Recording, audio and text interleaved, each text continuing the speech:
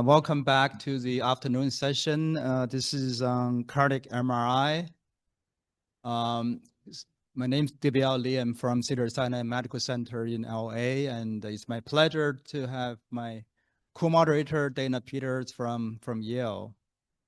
So we have three presentations. We'll provide a pretty comprehensive overview of different aspects of cardiac MRI. So first, Dana will introduce the first two speakers. Dana. Is Dr. Hananka Bago, and she'll talk about CMR in sport cardiology.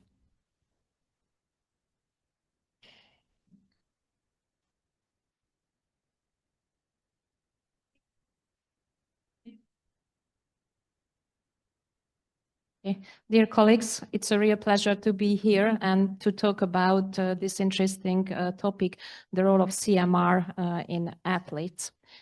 So this is the overview of my presentation. I try to answer these questions. Why these questions? Because in the daily clinical routine, as a sports cardiologist, these are the most relevant problems.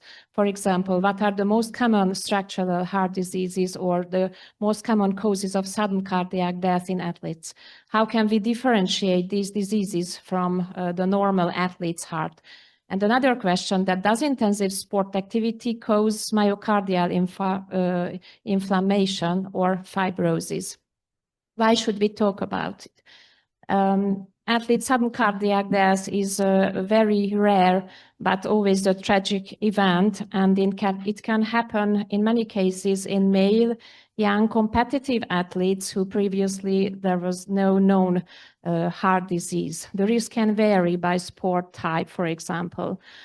Just some examples from the last 30 years, very famous athletes. And as you can see, according to literature data, the structural heart disease, for example, inherited structural heart diseases are common causes of these sudden cardiac death events. But it can change or vary geographically. For example, in the United States, hypertrophic cardiomyopathy is the most common cause of sudden cardiac death, whereas in the Veneto region in Italy, the arrhythmogenic right ventricular cardiomyopathy. In the daily clinical routine, it can be really challenging to differentiate athletes' heart from pathological forms, and especially in the gray zone athletes, for example, when the maximal wall thickness is between 13 and 16, or when these athletes have dilation of the ventricles. As we are all aware, the regular intensive physical training leads to morphological and functional changes of the heart. That's why it can be really challenging to differentiate the normal athlete's heart from pathological forms.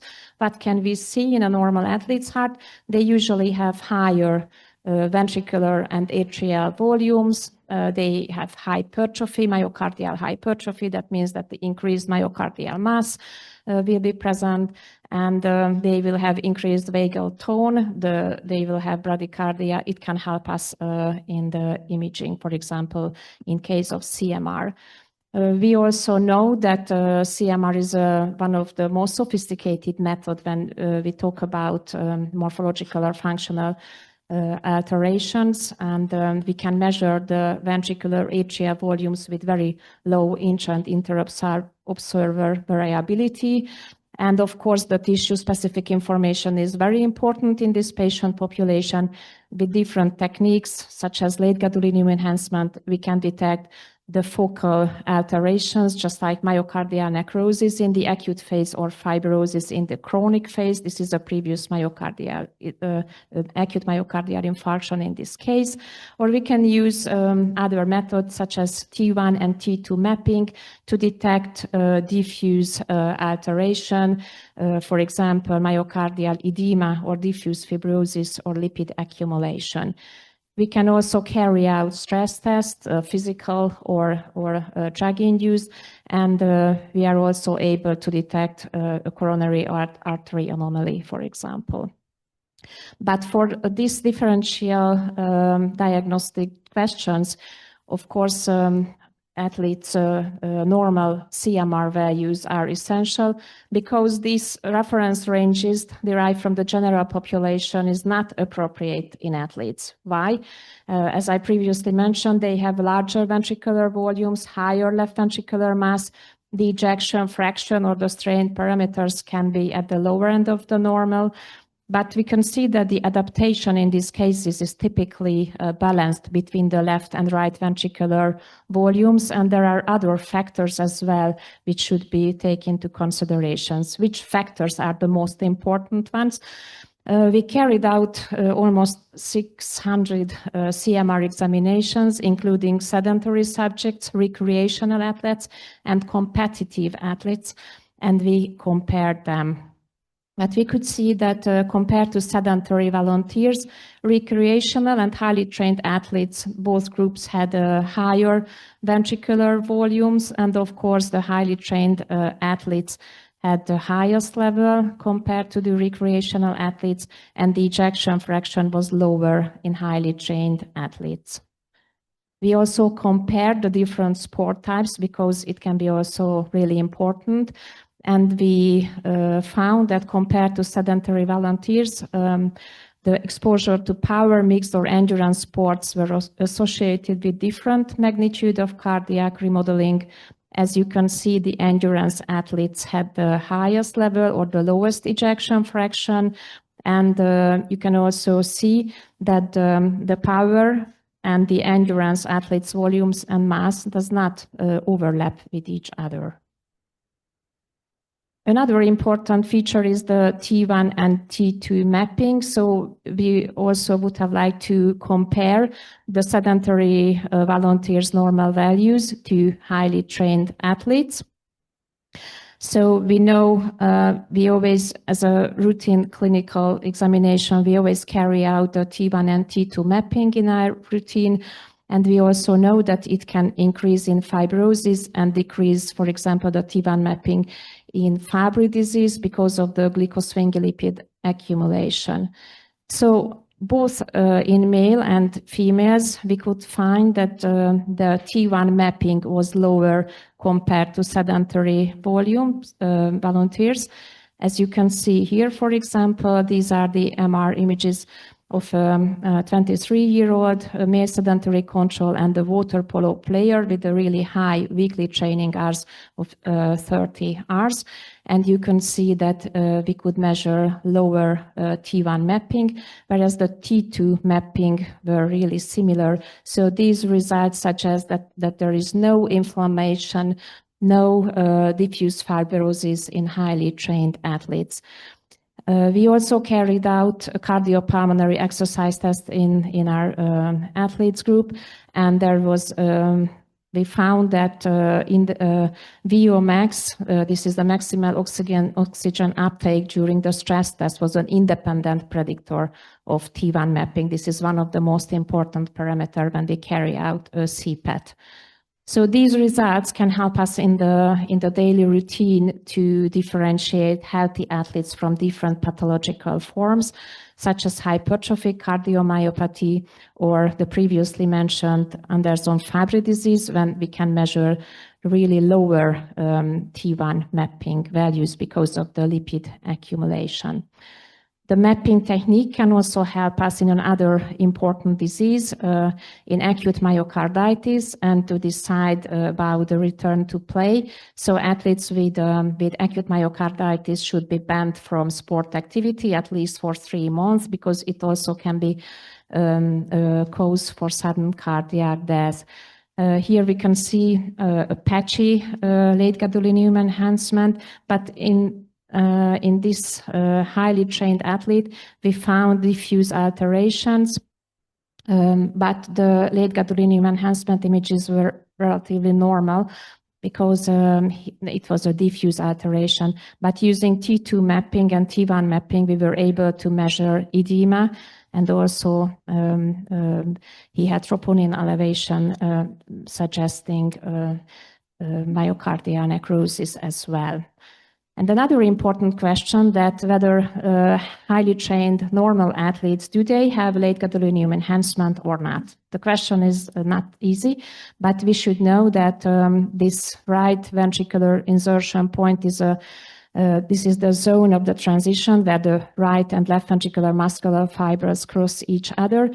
And this region is very sensitive to pressure overload, which is normal, for example, in athletes.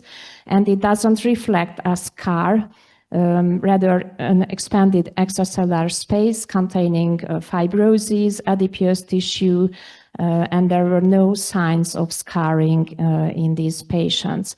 And we also know that highly trained endurance athletes showed a 10-fold increase in the prevalence of this hinge point fibrosis. But we have to differentiate this late gadolinium enhancement from other forms. For example, this non-ischemic subepicardial scar formation. And there is an association between this scar formation and life-threatening ventricular arrhythmias.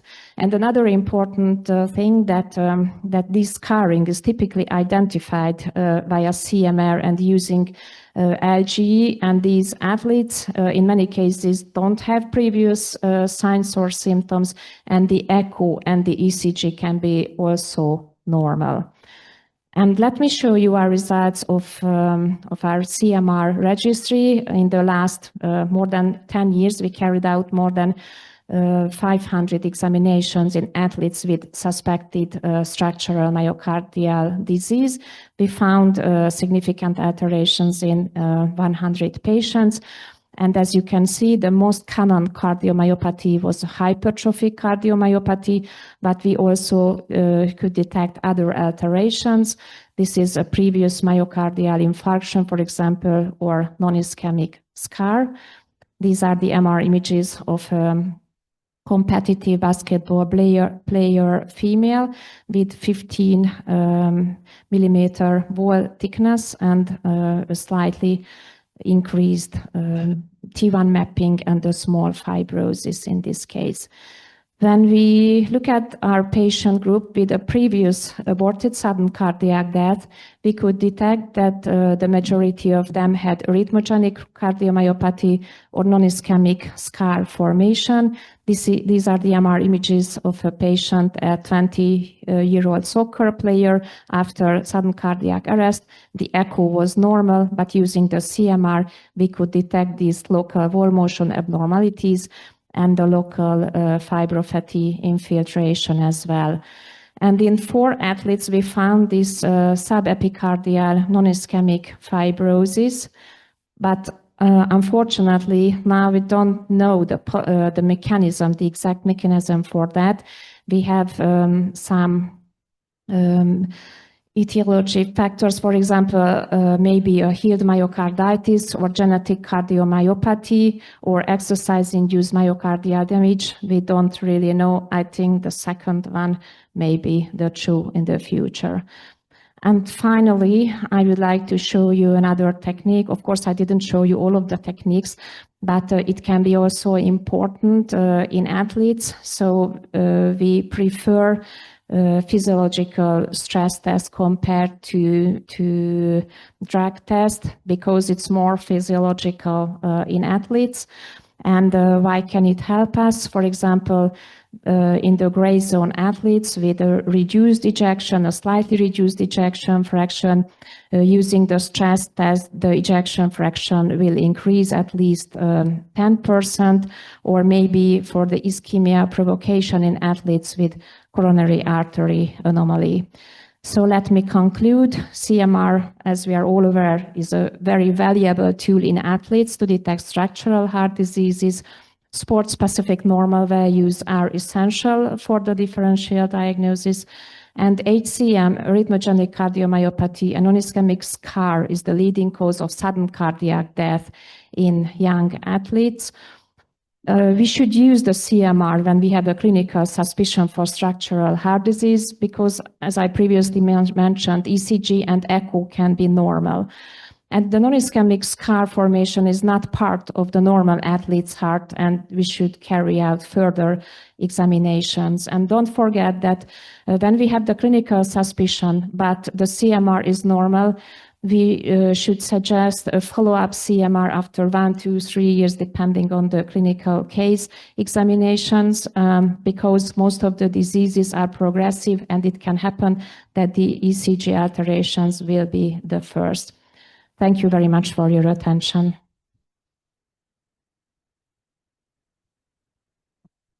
Thank you for this excellent presentation. We have time for one short question. So did you perform coronary MRI, particularly for coronary anomaly, because they tend to have slower heart rate? Could be perfect for coronary MRI. Yes, thank you for your question. In many cases, the referring physician also asked the question about the coronary artery anomaly, and we had a very successful case. It was unfortunately not detected. He is a 16-year-old soccer player who had F4 dyspnea, and that's why many cardiac examinations were already performed, but unfortunately they only find another disease, this mitral prolapse. But during a training, he had an aborted sudden cardiac death or arrest.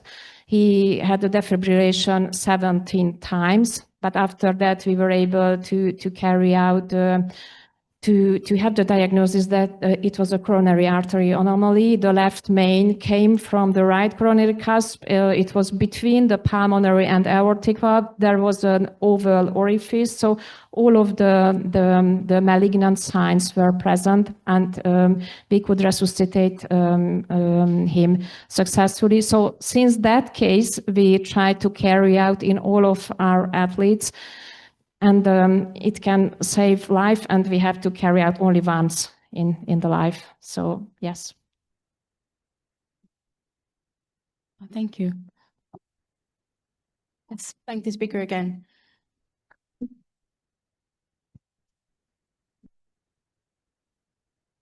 The next presentation is by Dr. Pim van Ooy. Examples of added clinical value of cardiac and quantitative imaging in congenital heart disease. Yeah, thanks for the kind introduction. I was wondering what you did with the pointer. Wow, okay, yeah, great. So I'd like to flow through time a little bit with you, and in this case, the ages of the patients with congenital heart disease that we are seeing in the clinic and that we're scanning with 4D-Flow. So everyone knows that 4D-Flow takes a long time. Scans can be in the order of an hour if you don't have an appropriate acceleration technique. So clinical use is very limited. But now with random sparse undersampling and compressing reconstruction, we can drastically shorten these scan times. So we have made our own sequence to achieve this random undersampling. It's still Cartesian, but on a spiral grid. So we call it pseudo-spiral, and it's a continuous sampling pattern. And of course, we weren't the first to think about this. Here are some other examples who have done this. And I think I'm forgetting many here, because earlier we saw also one sequence designed by Professor Botnar. So excuse me for not being on that slide. It's continuous sampling, and the inherent variation in the heart rate causes the random undersampling. So that is a nice feature, and now you have a unique pattern, a unique sampling pattern per cardiac time frame, which is needed, which is a condition in order to do a compressing reconstruction. So we tested this first for the carotid arteries, and we saw that we could actually accelerate a scan that fully sampled would take 90 minutes. We could sample 30 times into 2 minutes, 30 seconds without much loss of image quality. So that was nice. Of course, there is a little bit of temporal smoothing when you compare it to 2D-Flow. We have also compared it with the KTPCA. For aorta, the scan time is about 7 minutes. And also for whole heart, where we compared it to echoplano imaging, also about 7 minutes scan time. So we actually decided to put this in the clinic. If you use it for research, it's a little bit more difficult. You have to load a patch for this particular vendor and often that requires a system reboot. Then you take your data with your USB stick, you walk off to the reconstruction computer, plug that in, copy the data, and manually start a reconstruction. So that is all kind of a little bit difficult. So how are you going to do that in the clinic? The patch loading we haven't figured out yet. So now we just dedicate Thursday morning to 40 flow scans. With one click of the button, the data is transferred to a computer where the reconstruction is automatically started. Everyone that's on the email list receives an email when the reconstruction is ready so that the clinician can start processing the data.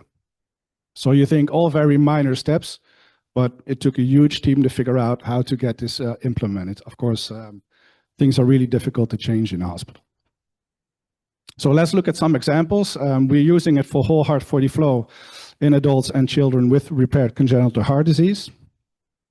So the processing works as follows. You take your CNAs and you do your valve tracking and then combine it with 40 flow. And now you can see that there's mitral regurgitation and you can quantify this regurgitation in much detail. So here's an example of mitral regurgitation in a 44-year-old female with Loeys Dietz. Here's an example of pulmonary regurgitation, actually quite a lot of it in a 35-year-old male with Fontan procedure. And here's an example of tricuspid regurgitation over there. Yeah, in a 48-year-old female with Epstein anomaly. So of course, these patients are up for resurgery or for increased monitoring or watchful waiting and that sort of thing. And you can also do it in a pediatric cohort. In this case, a 14-year-old boy with Lecomte-corrected TGA. The aorta and the pulmonary artery are switched. So the right ventricle empties in the aorta, the left ventricle empties in the pulmonary artery. And this is, of course, a very dangerous situation because oxygenation doesn't work properly anymore. So at a very young age, these children receive surgery to correct for this transposition of the great arteries with a Lecomte surgery. And this particular patient, one complication of that is that the aorta will narrow the pulmonary arteries, which is of course also a dangerous situation because it messes up the oxygenation. This boy was part of a cohort of 70 patients with a large variety of congenital heart disease, a very young cohort. And we got the question from the echo, hey, what is the narrowing of the pulmonary arteries in this patient? Because they suspected there was narrowing, and you quantify it by measuring the peak velocity, because if the peak velocity is increased, then there is narrowing, and the threshold is 1.5 meters per second. So a totally different discussion is if it is smart to work with such die-hard thresholds, but that's how it is. Are these arteries narrowed? We did a 40 flow. And you could really nicely see the pulmonary arteries there. They were quantified, and we found that both the arteries were a little bit above the threshold. So this patient has to come back for a little bit more monitoring to see if that's stable or gets worse. Of course, when you do this type of sequence, you also have the opportunity to quantify the flow over the valves, because that is also in your field of view. I thought there was a little bit of pulmonary regurg there, but Jo said, no, that's not clinically relevant. And I think he's right, because if you look at the flow, it's hardly below zero in this case. And of course, one benefit you have is when you do 40 flow, you don't have to, painfully plan all these 2D planes in your field of view. This can take a while, it's difficult. And of course, the 2D planes doesn't move along with the motion of the heart. And these problems you don't have with 40 flow. So we compared the two techniques, and we saw that for the aortic valve and the pulmonary valve, there was really good agreement in our flow values. So we think that in the future we can use more 40 flow and use less 2D flow. Now let's move a little bit more in time, in age rather, and we're going so young that this patient is not even born yet. We're looking at fetus here. And of course, when you want to do fetal 40 flow, there's one big problem that you have motion of the fetus. And you can see the fetus on the right scratching the head. Like, yeah, how can I make this hard for the researchers? Why don't I stand up a little bit? Yeah, okay, thanks. Luckily, Eric Schraube and Regan Tompkins She's right over there somewhere. You cannot see her face, but she's in the audience. Since we have a sequence that we made ourselves, we can take the data apart as we like.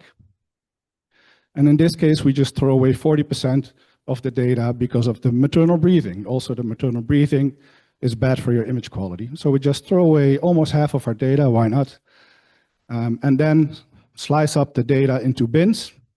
We call these motion bins, and we generate PCM arrays of these bins. You can see that on the left. And then we co-register these bins. And now if the registration is successful, we calculate a pixel shift. If it's unsuccessful, we throw away the data, throw away even more data. And the pixel shift, we can plug in to the K-space. And now because we have the Doppler ultrasound signal from the fetal heartbeat, we can do a total comprehensive reconstruction with cardiac binning. And we actually use also an outlier rejection of incorrect binning for comprehensive reconstruction called CORE.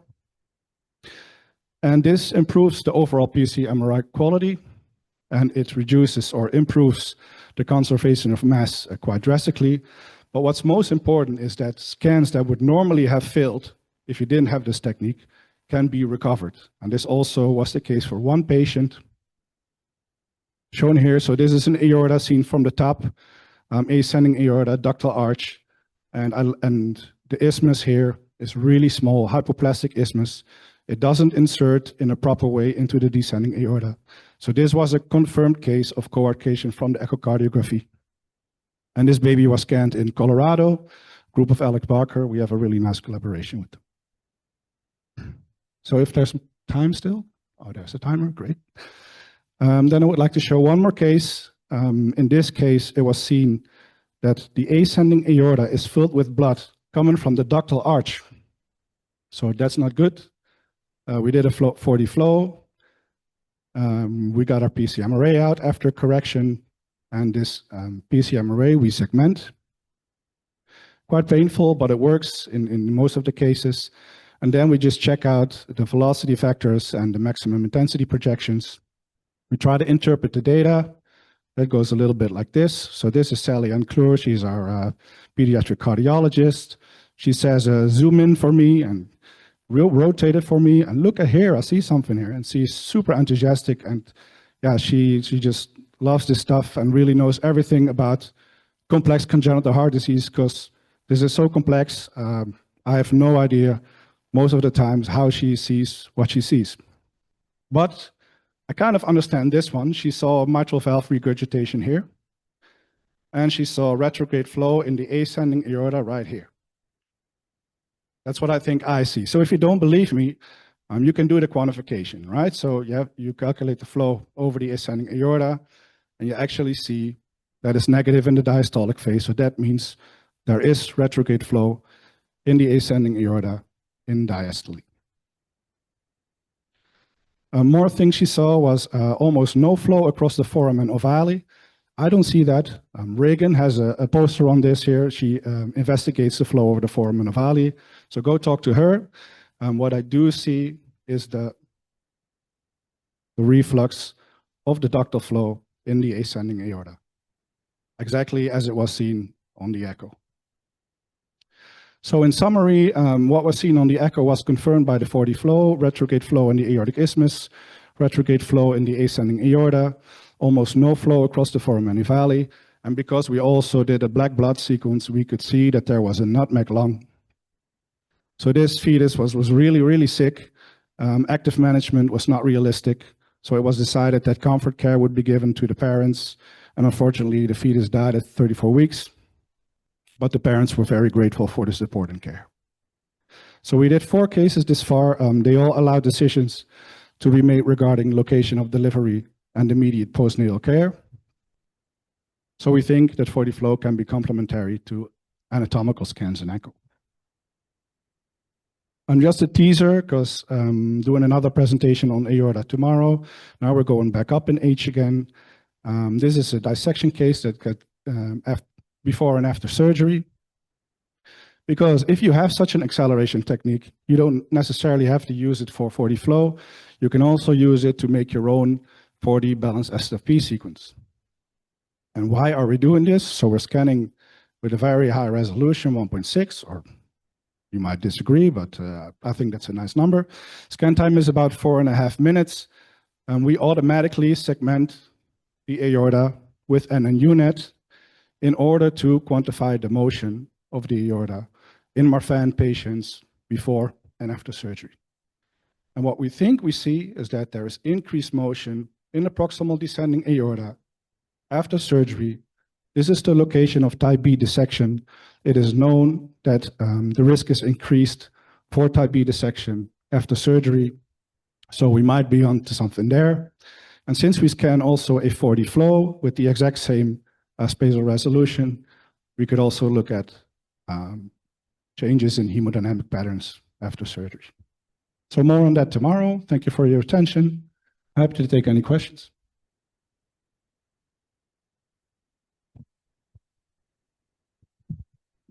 Thank you for this amazing work. Are there any questions from the audience? I can start with one question, which is, I think your the visualizations of regurgitant flow are really amazing. And have you compared the regurgitant velocities versus echo, and I guess the volumes and velocities? Yeah, you could do that. Ideally, you would have an echo and a 4D flow on the same day. It is known that if the regurgitation pattern is eccentric or there's multiple jets, then that is really difficult to assess with echo.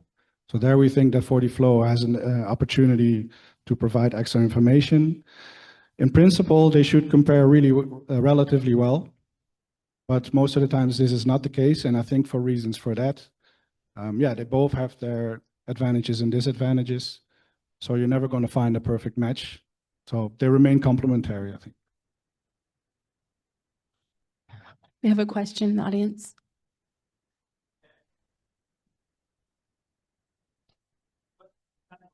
Testing of each case, and is it Yeah, that's possible in a clinical setting, or is it only for research?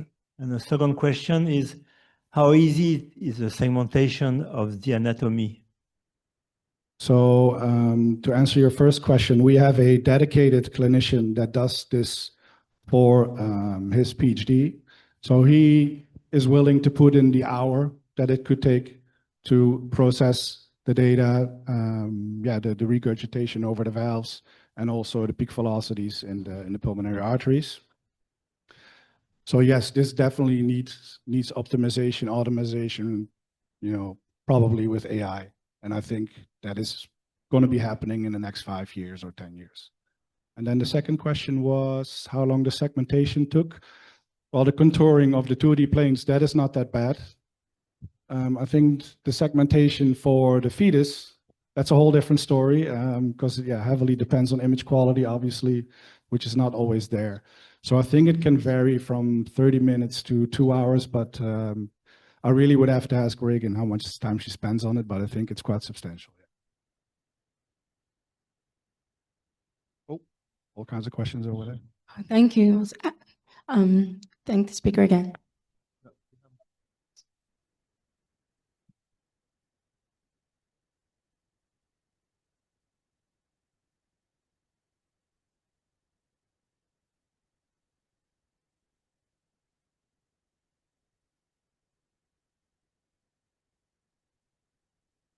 Yeah, we all had a little bit more time in COVID times, right?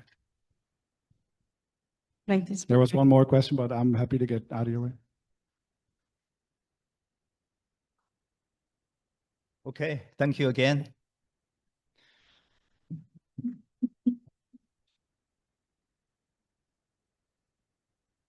The next speaker is Anthony Cristolo from UCLA. He will talk about cardiovascular and quantitative MRI, paving the road to clinical translation. Anthony. All right, thank you very much. I know I have everybody after lunch on the first day. It's peak jet lag time. So I hope to keep your interest, but I hope to really just keep you awake. So, okay, so I've been asked to talk about advances in cardiovascular and quantitative imaging and the road to clinical translation. So first of all, where are we? I mean, we can actually do quite a lot, obviously, clinically. We've already seen this today in the session. right? I mean, we do every day. We do cines to get structure and function. We can get mapping for tissue characterization, perfusion, late gadolinium enhancement, and many other things that we can do. But one of the challenges is really how we do it, right? I mean, we tend to have these very long protocols that have a lot of different scans, all completely separate, each one that requires a special setup by the tech.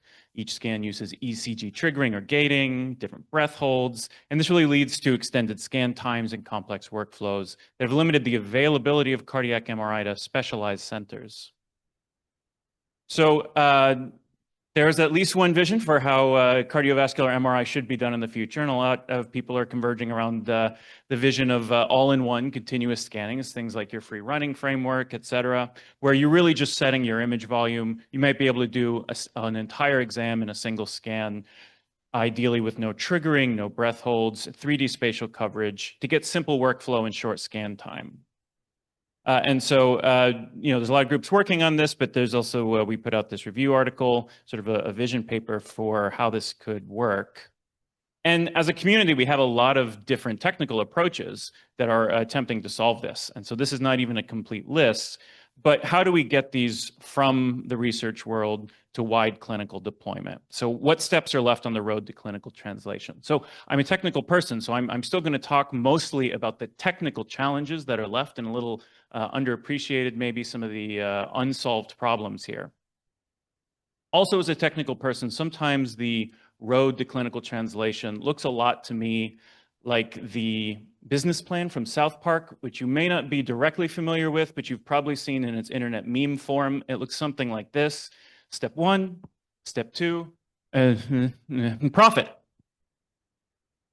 And the MRI version of this, you could say, is to build an awesome new sequence. Step 2 is to validate it in your target population. Then something is supposed to happen, and eventually you get to wide clinical adoption. And sometimes it feels like you build a great thing and it's going to get there, right? But in reality, we have to be able to look at that. So I want to talk a little bit about this phase 2 validation and target population and spend most of the time trying to figure out what might be in this question mark.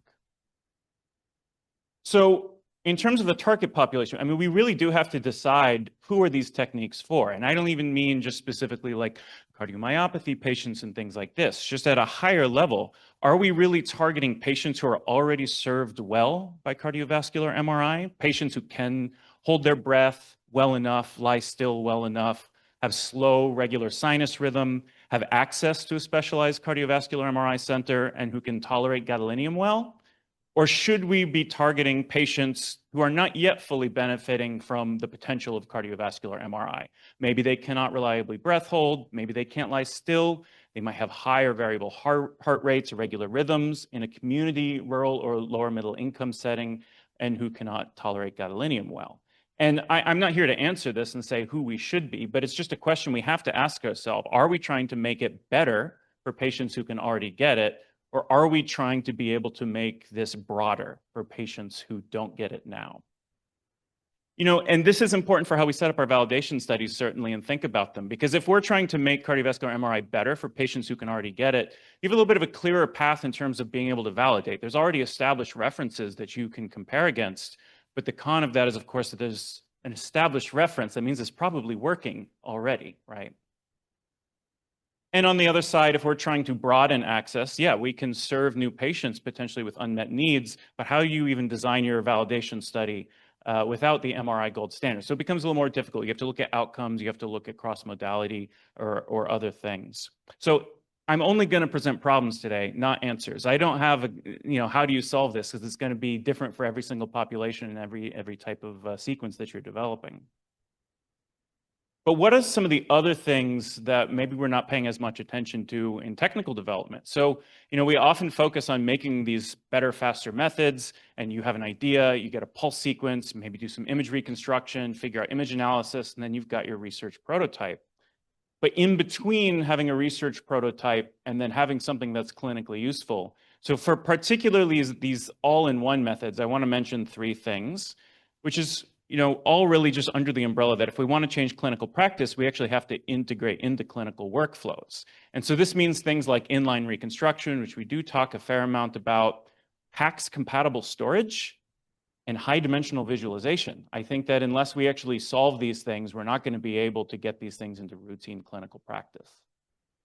So inline reconstruction, I think, is the most clear and present thing that is on people's radars, and we do talk about a fair amount. And we are lucky that after the advent of Gadgetron and now vendors, are opening up their platforms. This is really helping all of us developers to be able to bring things actually to the scanner. So this is an example from Shule Lee at Cedars-Sinai. We're developing where she's got an online multitasking reconstruction on Siemens. And basically, you might have to have some additional strategies. If you have a long reconstruction, maybe what you can do, for example, is some initial pre-processing and a quick reconstruction of preview images that come by right back onto the console. You give some feedback to your technologists. They can check data quality, make sure everything looks good. And then you can send this off for the second stage of reconstruction, which maybe takes a little bit longer. If we have good hardware and AI, get this down maybe something 4 minutes. So not exactly immediate, but still something that's a little bit more practical. The storage problem, though, is something we don't, I think, talk about a lot. If you look at what these big multi-dimensional reconstruction pipelines look like, it feels like this is what they're doing, right? We have very sparsely sampled K-space, and then we are expanding this information into hundreds or thousands of images at different motion states and contrasts, and just huge multi-dimensional arrays. And we practically, the larger and larger we get, are not going to be able to store these individual images as individual DICOMs. And this is particularly compounded by the curse of dimensionality, which says that the number of images that you're going to try to store is going to grow exponentially with the number of dimensions. But I will say, I think there's an opportunity here, which is that, it looks like, okay, we're taking a small amount of K-space, reconstructing into huge multidimensional images.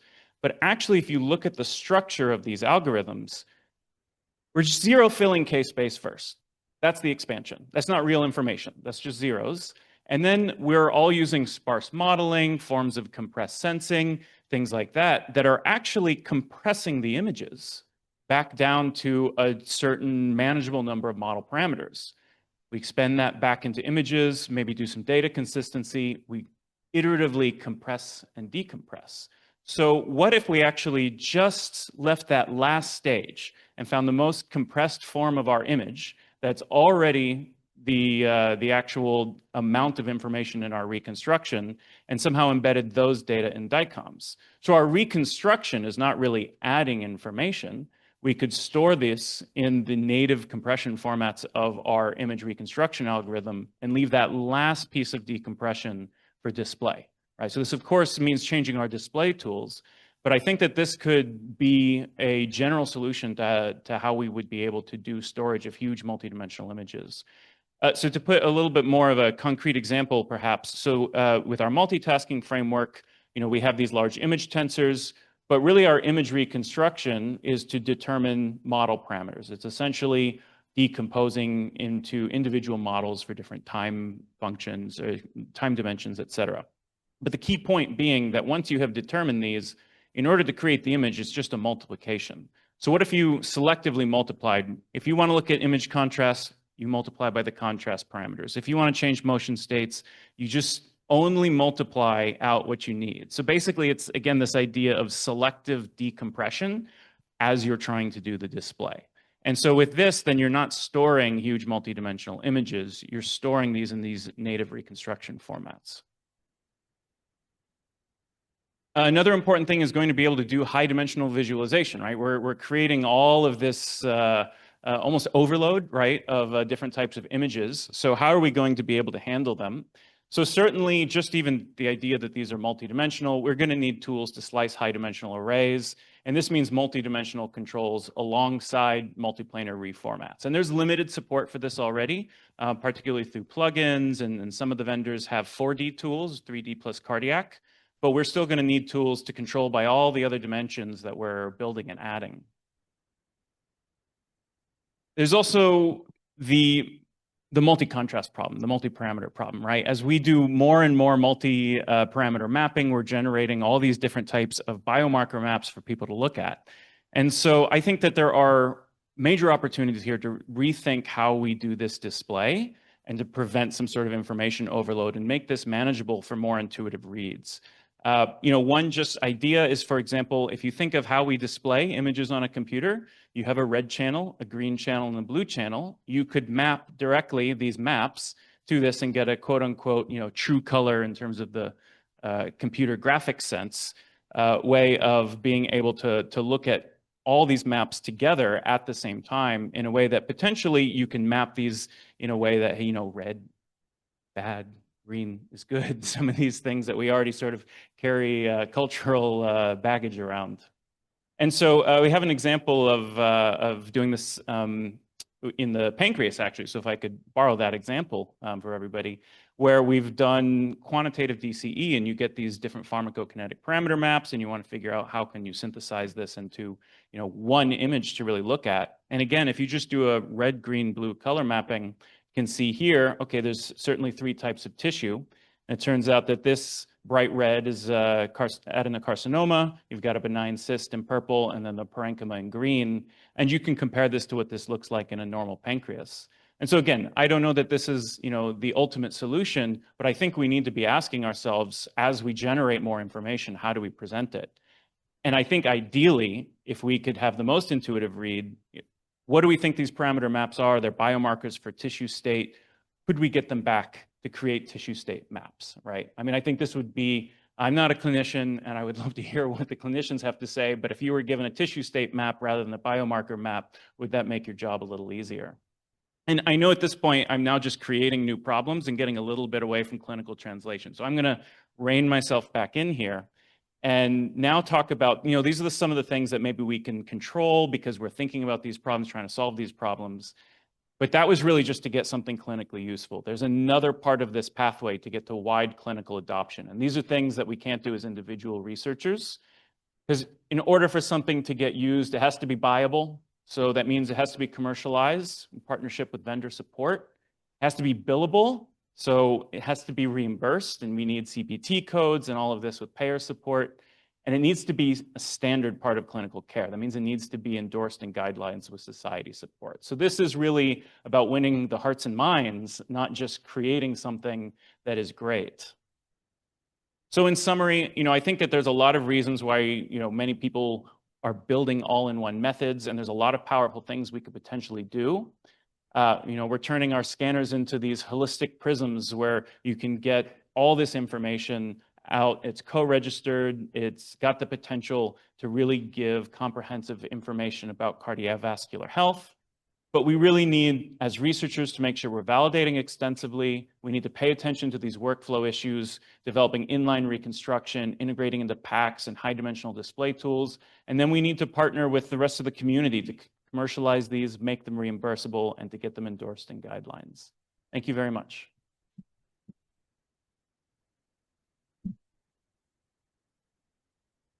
Well, Anthony, thank you very much for your insights. Any question from the audience? Keeping in mind that I have promised 0 answers. Okay, go ahead.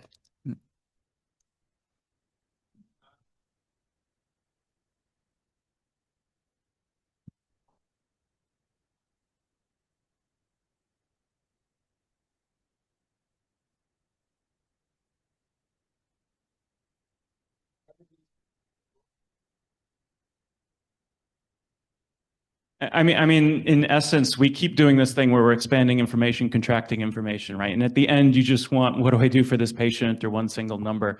I think that these data are so incredibly rich for AI analysis and things like that, right? I mean, to have this multidimensional, co-registered, pre-packaged, essentially already harmonized if you're doing parameter mapping data, I think there's absolutely a space to be able to do very powerful analyses from these, and hopefully they will work out that way. But it's something that we have to pay attention to and probably build ourselves, not just expect others to do it because we've built something that creates a lot of information, right?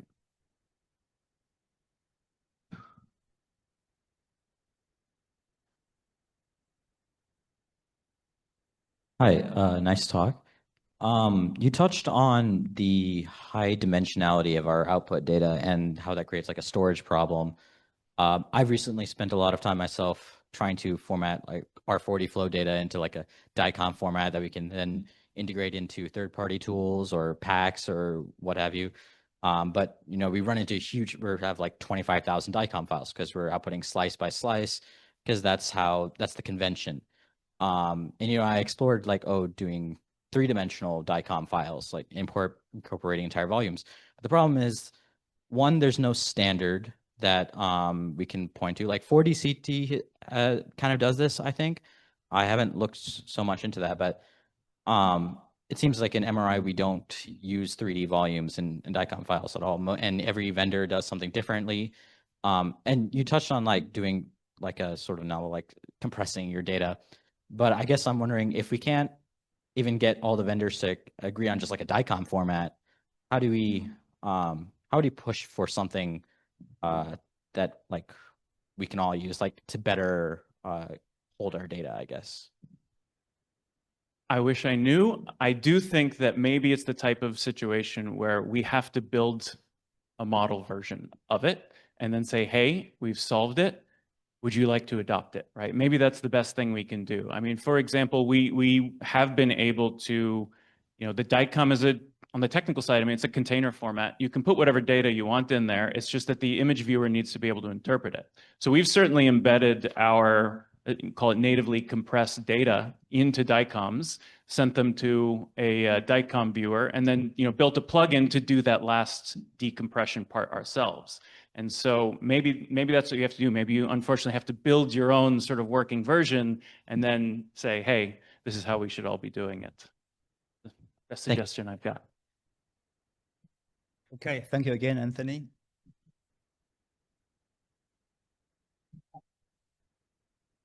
So we invite the next group of moderators, Sasha and Attila. Yeah.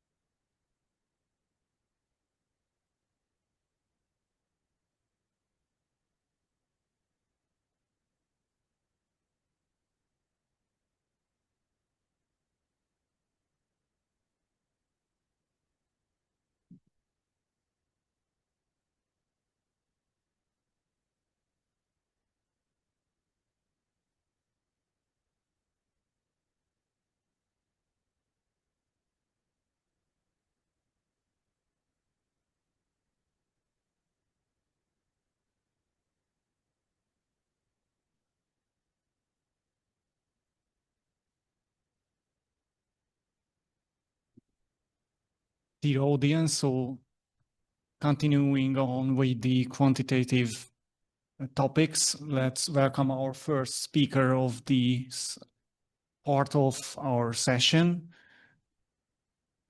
Xinggu Fang will speak about generative MR multitasking.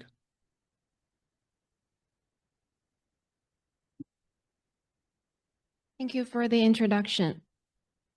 For cardiac MRI, what our general objective is, we want to achieve simultaneous T1, T2 mapping and cine, and we want the scan procedure to be non-ECG and free breathing. And we also want it to be robust to cardiac variability, for example, for arrhythmia patients, which is currently underserved by cardiac MRI. So in order to achieve all these objectives, we need a reconstruction method that is multidimensional but scalable. It has to be has built-in motion identification method. And most of all, we need to avoid over-reliance on cardiac phase spinning. So what our group has been doing is multitasking. We use a low-rank tensor, so it's multidimensional but scalable. We do self-gating by clustering. However, we are still using cardiac phase spinning. So why do we want to go beyond the traditional phase spinning? When we were talking about phase, we see the images in the row by phase. The phase can also be a cycle. And if it's a cycle, we can plot all the images in a circle, just like this. And phase is how far along the cycle where we are. And we can use theta to represent it. But there's a missing piece here because heartbeat can have different functions, not just different timings. If we if we just categorize all the cardiac motions by timings, we are ignoring that. We are assuming that every heartbeat contracts and expands in the same ideal perfect way, which is usually not the case. So for example, this is an effective end of systole, and this is an ineffective one with slightly little ineffective contractions. And where should we put all the ineffective contractions? Remember, in the circle, we only use the property theta. And there's one more important property here, which is the radius. We call it amplitude of the heart movement. So right now, this ineffective contraction goes here, right at the same phase, but with slightly small amplitude. And here is the full circle looks like with ineffective contraction at end of systole. And we can see that at each same phase, the amplitude is slightly different. And this amplitude difference actually indicates the functional variabilities. So if we simply do phase spinning, we are losing the functional variability of the heart. And this is the framework of multitasking. I'm sure Anthony had already explained that. And the relevant steps boil down to binning and tensor subspace estimation. So here we propose a generative multitasking framework that replace binning and tensor subspace estimation with neural networks. Specifically, we use conditional variational autoencoder. So we put the time resolved self-gated data along with the pulse sequence timings into the encoder. So the encoder only learns what we don't know, and it learns interpretable latent space. Once the network is fully trained, the decoder itself is a generator for generative multidimensional temporal basis. So basically, if we can put any arbitrary motion, timing, and pulse sequence timing combinations into the trained decoder, and it can generate the multidimensional temporal basis that we want. So how do we make sure that the latent space is interpretable? We begin by designing the latent space to be two-dimensional initially, and after disentanglement with band limits and harmonic analysis, we ended up getting a latent space with three latent vectors, one representing respiratory and the other two is a complex cardiac signal. Once the cardiac signal is complex, it's capable of capturing timing and capturing beat-to-beat functional differences at the same time. And this is the heart trajectory from a healthy volunteer. Even so, we can see here, even for a healthy volunteer, each heartbeat actually travels a different trajectory. We evaluate our framework on three sequences with increasing complexity. So first of all, we evaluate on steady state GRE sequence. And if we pause respiration and play out the cardiac cycles, like real time, we can observe that there's different blood pool behaviors across heartbeats, which multitasking fails to capture. And we can also get a typical heart cycle, just like we used to see in multitasking. And we also tested on T1, T2 multi-contrast sequence. And this is the multidimensional display that we have. By introducing a continuous respiratory and cardiac representation, we've achieved smoother cardiac and respiratory motion here. And if we put the radial trajectory as a conditional input into the encoder and decoder, we are able to get rid of the eddy current. Finally, we tested the framework with T1, T2 mapping sequence. And this is the acquisition details and evaluation metrics. And both of the maps here are without wavelet regularization in order to isolate the impact of the new temporal model. We can see clearly here that generative multitasking has produced better maps comparing to multitasking. And here is the statistical analysis of T1, T2 maps. We're comparing the coefficient of variance of T1, T2 maps. You can see here generative multitasking has demonstrated significantly higher SNR comparing to multitasking. So in conclusion, generative multitasking introduces a complex harmonic cardiac representation, which provides a missing link between gated and real-time imaging. it also provides a new mechanism for multidimensional cardiovascular MRI because it provides a replacement for low-rank tensors. And it demonstrates several workflow advantages over conventional multitasking, including higher SNR in both images and T1, T2 maps without wavelet regularization. Oh, thank you.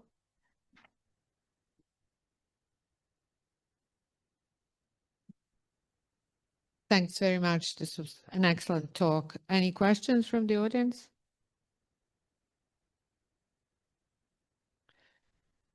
I have one brief question regarding the differences in absolute values that you get between multitasking and generative multitasking. You displayed very convincingly improvements in SNR. What are your absolute values doing? How well do they agree? Sorry. How well do your absolute values of your mapped parameters agree between conventional multitasking and your approach? They agree more on T2 maps, and in T1 maps, the conventional, generative multitasking is slightly lower than conventional multitasking. Thank you. Any questions from the ground? Okay. How well it behaves in real-world patients with arrhythmia? Have you had the chance to test it? No, we haven't, but we intended to do this is our next step. We are going to test it on real patients with arrhythmia. Thank you. Now we're moving to our next talk. Our next talk. Wait, please.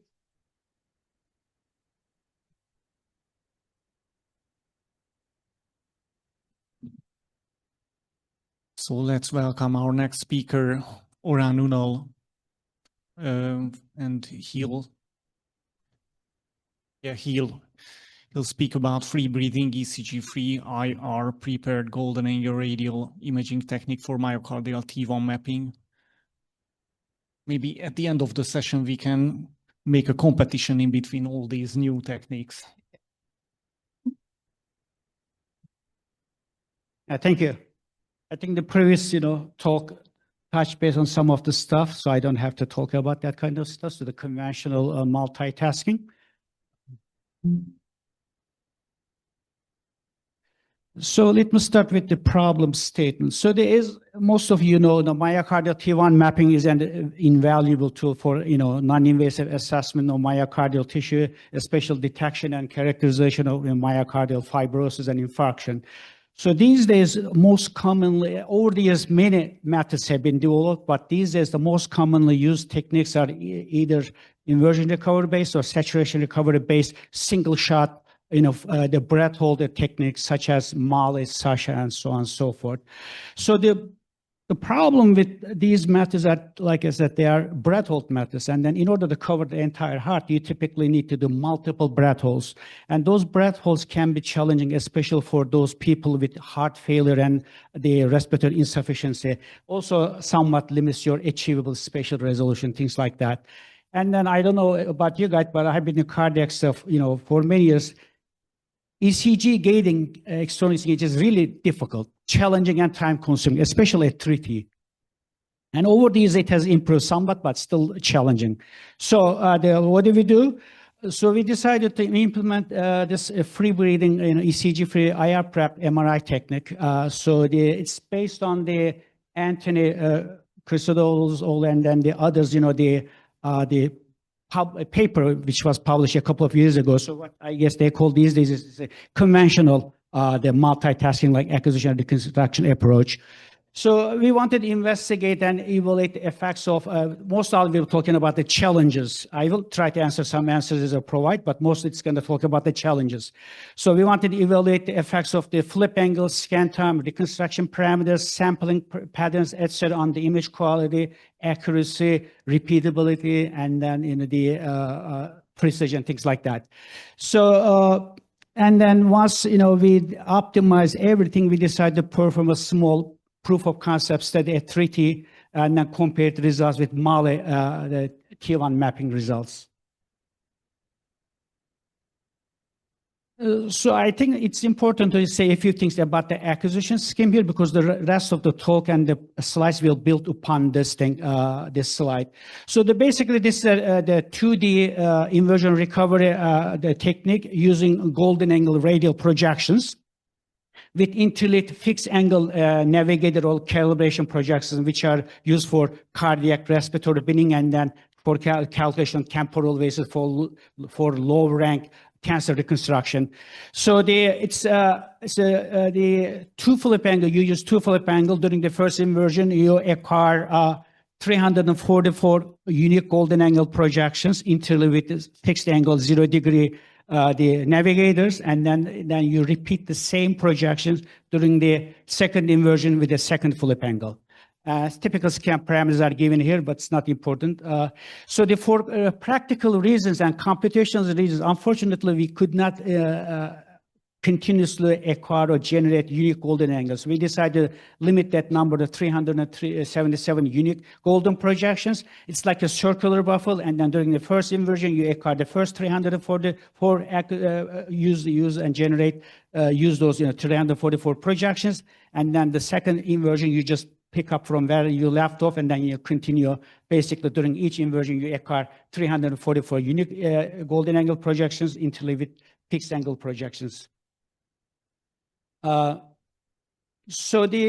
some of the challenges in free breathing cardiac T1 mapping are, since projections, you are dealing with projections that belong to different, positions in the cardiac is RR interval and respiratory phases.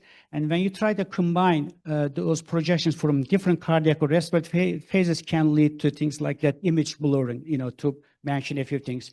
And then since you are typically dealing with, in this case, I think we have decided to bin into 5 different respiratory bins and 16 cardiac bins.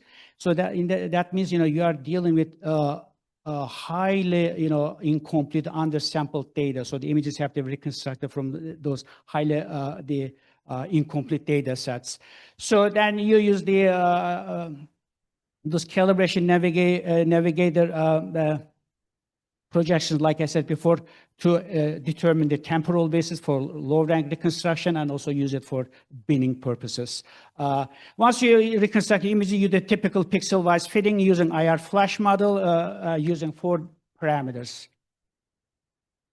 The first thing, obviously, when you develop a new sequence or even if it's implemented somewhere else, so you got to do some phantom validation. So we have performed some phantom validation studies using the RSNA Kiba DC phantom.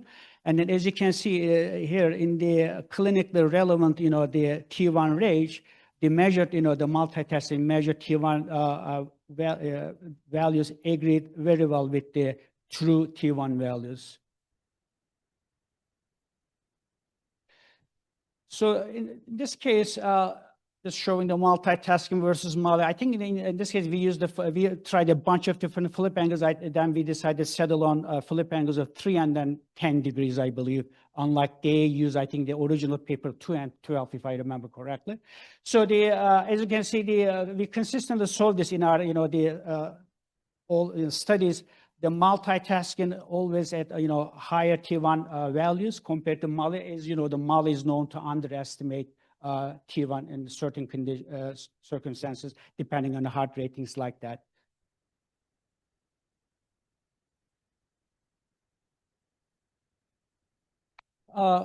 So one of the first things, like I said, we decided see the effect of flip angle choice. So we have tried a bunch of flip angles. Here is I think I'm showing 2 and 12 degrees versus 4 and 8.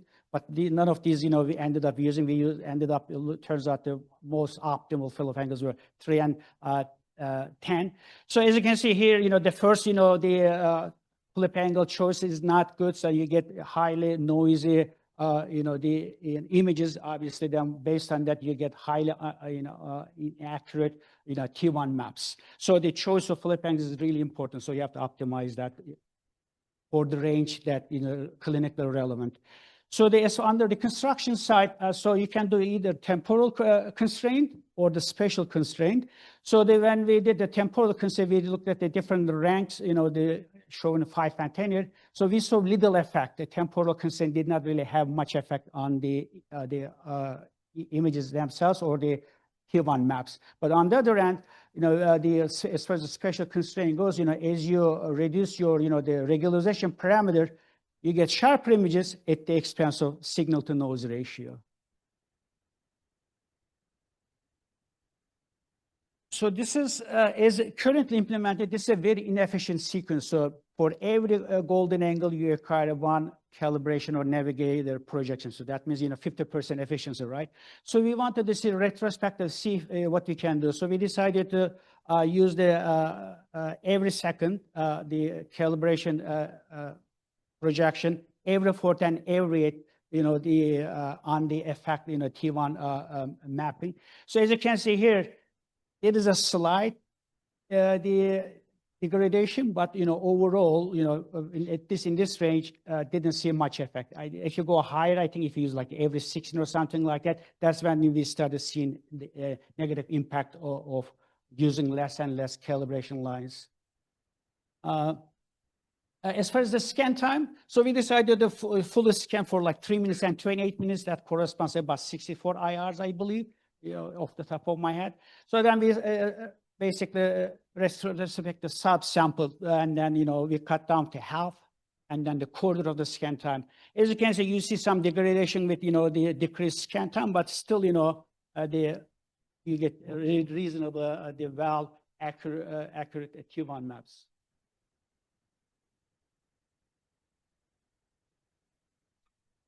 So in this case, I'm just showing. Okay, sorry. In this case, I'm showing 2 special subjects. So because that's very important, this is the most important slide in my opinion. So we, like I said, we scan the same patient twice, and then we compare the result with Mali. So the top row shows the Mali results. During the obtained, there's not much difference between those the test and retest result.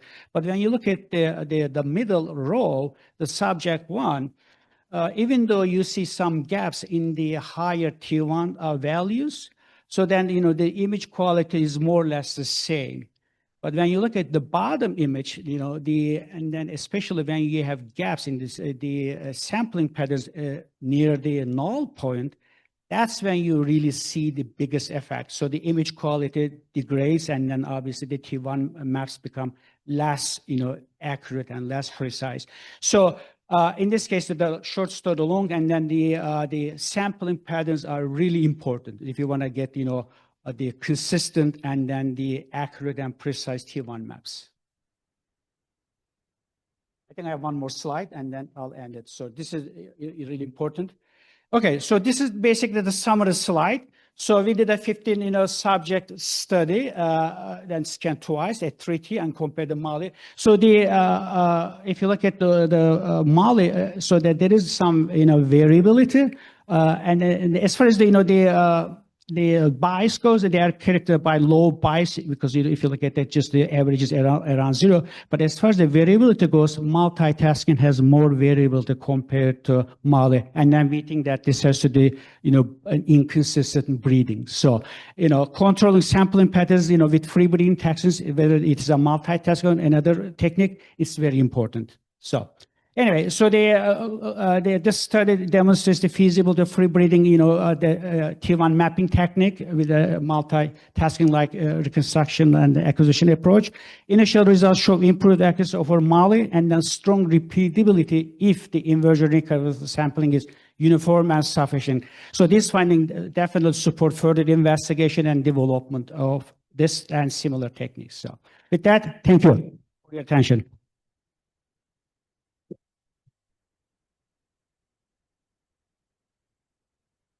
Questions? We skip the question part due to the lack of time, and You can catch up with Arhan in your coffee break. Yeah. You have questions, but can we please reiterate that we need to keep on time? If you start glancing at this beautiful clock towards the end, you will make sure that you present your most important slide. So our next talk is clinical evaluation my screen is gone, of a 3D ultra-fast single threshold sequence for cardiac functional assessment at 1.5T, and our presenter is Abdul Hamid Haj Khalil.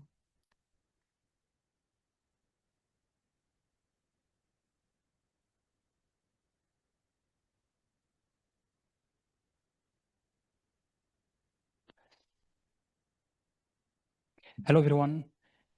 My name is Abdul Hamid, and I'm pleased to present our work on the clinical evaluation of 3D ultrafast single breath hold sequence for cardiac functional assessment at 1.5 Tesla.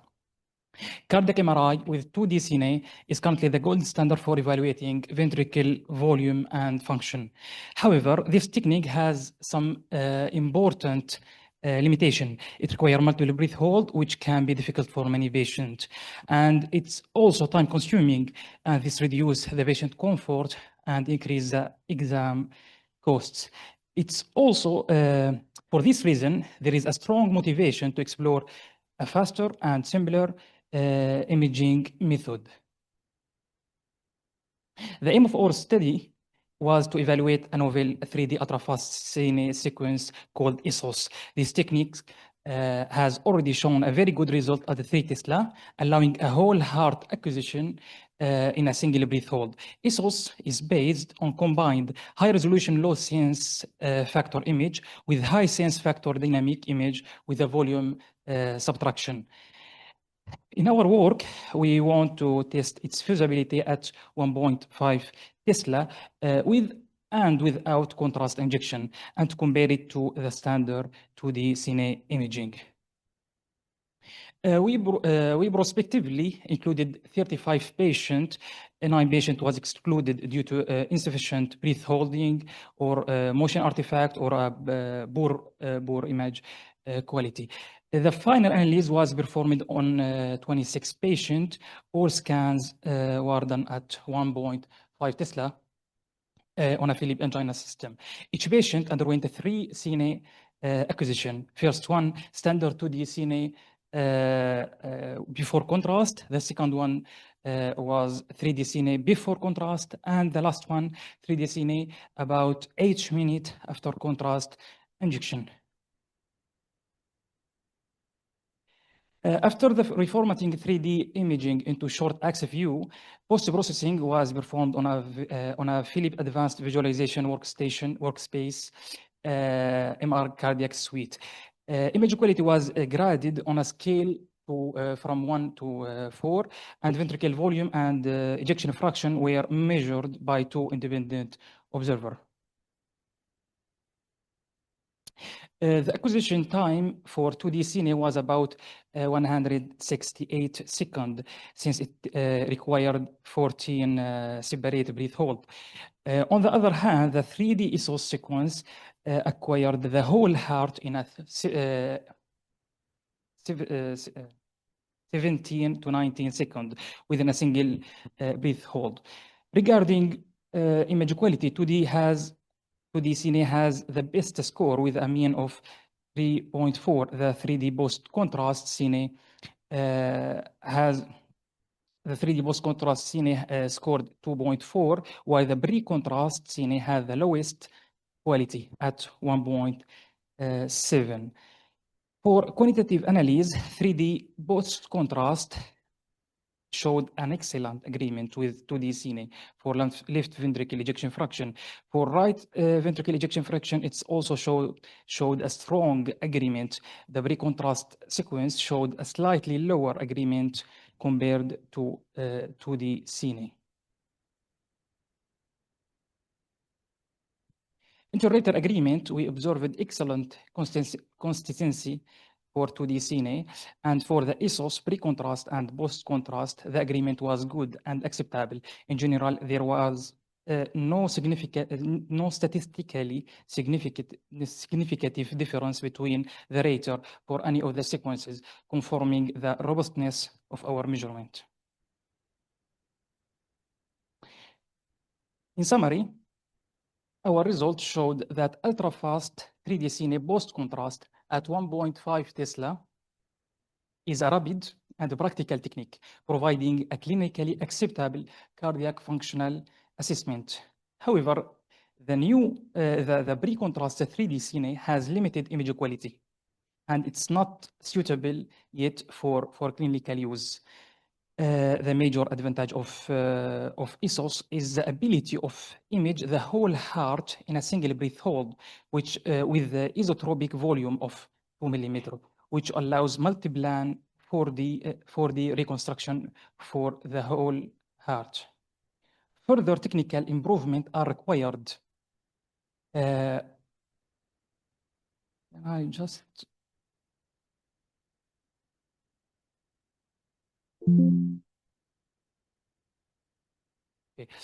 further technical improvement are required. Improve contrast to noise and shortened acquisition in order to technique to be more reliable, because more than 30% of patients were not evaluable because the long duration of breath hold. In the future, ESOS may be offer a reliable alternative to conventional multi-breath hold to the CNA imaging. Thank you very much for your attention. I would like to thank my colleague and our collaborator, especially Monsieur Janvier Gonzalez, for his work on this sequence. And I'm ready for any question if you have. Thank you very much.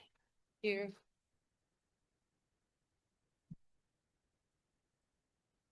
Thank you for your talk and keeping the time. Any questions from the ground? Floor? Go ahead.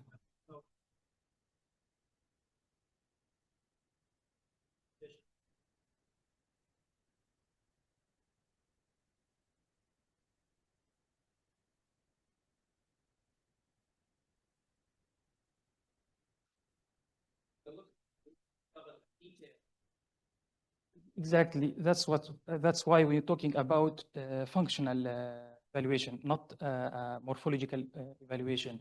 For the morphological evaluation, it's not ready yet, but for functional evaluation, it's not that big difference between the new sequence and the old one. The majority.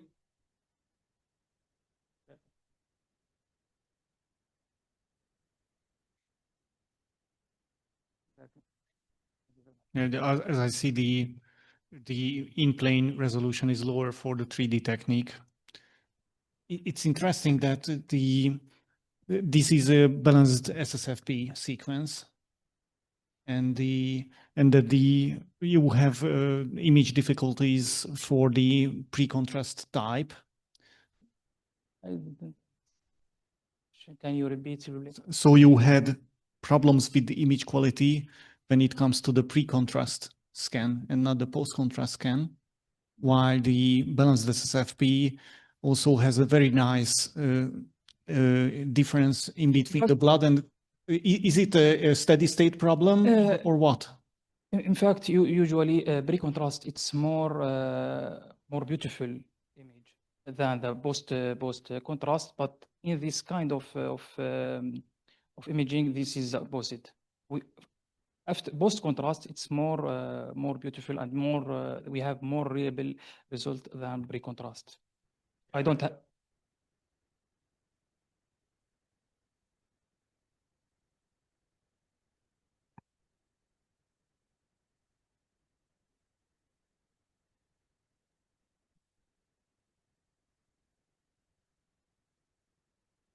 Mm-hmm. I have mixing. Uh-huh. Okay, thank you for the technical insight. Any other questions? Would you? Terrible.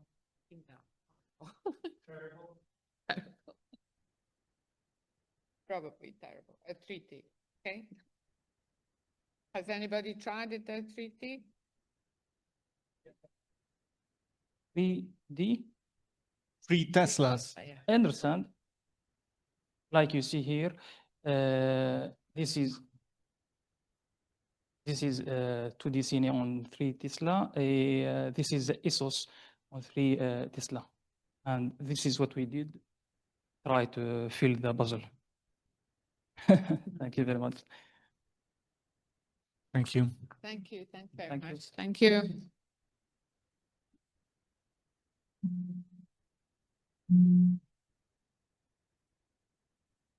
And our next speaker will be Major Gabor. Oh, yeah, Jeremy. Oh, I'm sorry. So designated person from the Congress. Yeah, sorry to do Best poster. So unfortunately, my research fellow Maya is unable to come. She just started medical school, which is a great thing for her to move on. She's still working with me, but I have to present her work here today. So this is about quantitative myocardial perfusion using cardiac MRI, looking at some early feasibility that we've had at Mayo Clinic. So MQP, as you know, measures myocardial blood flow in absolute units. A couple different techniques here. This is a single bolus, single sequence, or dual sequence single bolus approach with proton density weighted AIF. It's more sensitive. It's been shown to be more sensitive to semi-quantitative approaches for detecting inducible ischemia. It helps to also mitigate some issues perhaps with reader, I'll say, experience. And it helps to prevent a little bit of the variability that you have to try to use when you're looking at these to tease out artifact versus a real defect. And it's shown some early promise in predicting major adverse cardiovascular events that perhaps wouldn't be picked up just from the qualitative interpretation. So a really important part of this, and I like that Anthony mentioned this, is the inline analysis that allows you to get some images back into your packs without doing any post-processing is really important in terms of enabling clinical translation. But an important gap that has to be closed with that is a consistency check or a quality check that you can rely on when you're looking at those maps that you might have, that you can rely on the quantitation and there's not something that's missing there in terms of a artifact or beat-to-beat variability or something that might lead to erroneous value. So the goal here was to investigate feasibility of using this technique in a clinical practice on patients imaged on a single scanner at 1.5 Tesla. And so we're imaging both patients at rest who are available. So they're coming through to get contrast for clinical purposes, not ordered for stress, and also recruiting those patients who are coming through for stress perfusion just to use the sequence for stress and rest. So you have to get consent from these patients. We wanted to compare it as well for data that would be available from N13 PET resting studies. So this is an IRB approved study. The way we have to run this at Mayo would be we would approach patients, get consent before we do this. It's a different pulse sequence. We can't acquire this pulse sequence as well as a standard of reference product sequence. So we have to get consent to do that per our guidance from the department. This was performed on a Siemens scanner using the XA60 software. It's a prototype pulse sequence that we obtained from our clinical collaborators at Siemens. In the patient population, as I mentioned, those referred for stress perfusion imaging, as well as anybody that we could approach and consent who's just getting contrast for clinical purposes without stress being ordered. And so we wanted to stratify the patient group that we had into those with preserved function, reduced function, as well as those who had scar and didn't have scar. And so our protocol at Mayo, we've been using regadenoson as a bolus for stress imaging. We do stress imaging first. There's a dose range of contrast that we give with this, somewhere between 0.05 and 0.075 millimoles per kilogram. We moved from a 3/4 dose to a half dose about a year ago. And so the patient cohort has a little bit of both of those subjects within it. We do the same injection strategy at stress and rest, and we top off the rest of the contrast for a total double dose of gadolinium for the LGE imaging. Our approach is to usually, with an asterisk, reverse patients with aminophylline. And one of the reasons I wanted to do this was there was a lack of consistency amongst the radiology practice about whether or not we reverse patients before the rest image. Our coverage is 3 short axis slices, and if we can fit it in based on the heart rate, we'll do a long axis slice as well. And we generate the resting MBF from the inline analysis, and we wanted to compare it where available to ammonia PET imaging in those patients for resting image only. So a cohort was 146 patients, a little less than half, if I've done my math correctly, there were female, a little bit more than half were female. Ages 19 to 87. So this is adults only. Our IRB excluded pediatric patients. 21 patients were excluded from this group just for workflow purposes. So meaning that we didn't get consent or we couldn't do the pulse sequence for some reason, not that the sequence failed or wouldn't run. And so of the total remaining 125, 124 of those completed studies were analyzable. And so 99% of the cohort generated maps we felt were analyzable for quantitation inline. Now, these are the results. So this is resting blood flows. You can see the groups there along the left. So the split them up by presence or absence of LGE positivity, so SCAR. And then if it's functions below or more than 50%, so preserved or reduced function. You can see that for resting blood flow alone, there's a higher resting myocardial blood flow in those patients who didn't have any SCAR than those that did if their LVEF was preserved. And this is of interest because I was wanting to understand if there's consistency in the rest value as a way to make sure that we had a good quality exam when we're trying to interpret these studies clinically. There's a similar MBF that we saw between preserved and reduced LVEF patients if they did have absence of SCAR. And so again, that's you can see the numbers here, very similar. So no SCAR, function preserved or reduced, no change in the resting values that you'd expect. So the only thing we really notice is if there's SCAR present in this situation, the SCAR does tend to reduce the global resting values, at least in the cohort that we studied. This is an interesting finding. So not all of our clinicians had been reversing patients with aminophylline, and we can actually see the results of that in the resting myocardial blood flows. So if you don't reverse patients following administration of aminophylline, you're then performing a rest perfusion, your myocardial perfusion reserve values will be erroneous. They're going to be falsely elevated, and that's going to cause some problems with determining the presence or absence of inducible perfusion defects. And this is just a clinical example here. Hopefully the movies play. So stress and rest. One of the patients who actually had a PDA infarct here. You can see pretty good image quality. I would say this is, excellent image quality. The corresponding LG image there on the right. This is a patient who didn't actually have reversal, and so their resting perfusion was elevated across all segments, as opposed to those who underwent reversal. And so there was a significant difference in this level of the regional perfusion compared to the other segments at stress, but that difference was not noted at rest because of the false elevation of perfusion across the entire heart.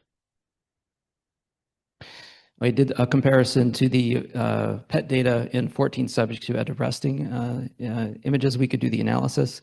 And as you'd expect, there's differences here. In general, the CMR underestimated the blood flow compared to the PET standard of reference. Again, these weren't performed on the same day. They were just available data within 30, typically 30, sometimes as much as 60 days. So it is what it is, but it just highlights that these techniques are different. And I think we'd all look at the quantitative data differently from different modalities. And so just in summary, just to get a 45 seconds or so for questions and answers. It's important to think about the process you use for this when you're doing stress perfusion. I'd encourage you guys to embrace these inline quantitative perfusion approaches. It helps when you're starting a service, helps with consistency in the interpretation, but pay attention to the stress agent you use and make sure you're consistent about reversal if you do use an agent like retinodesin. So thanks for your attention.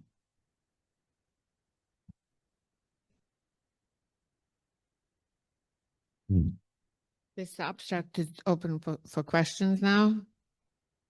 Giles.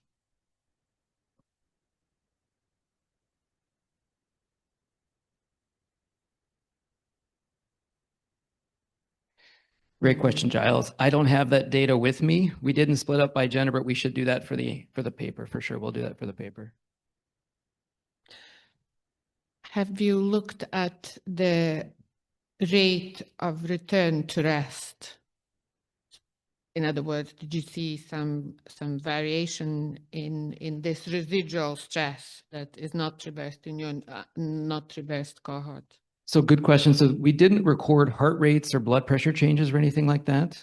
And everybody pretty much had their rest done at 10 minutes. So I don't really, So you don't have I don't really have that temporal fall off. In general, there's a residual vasodilatation that's been reported somewhere between 15 to 20% at 10 minutes. So I'm sure it would be variable from patient to patient after that. Yeah.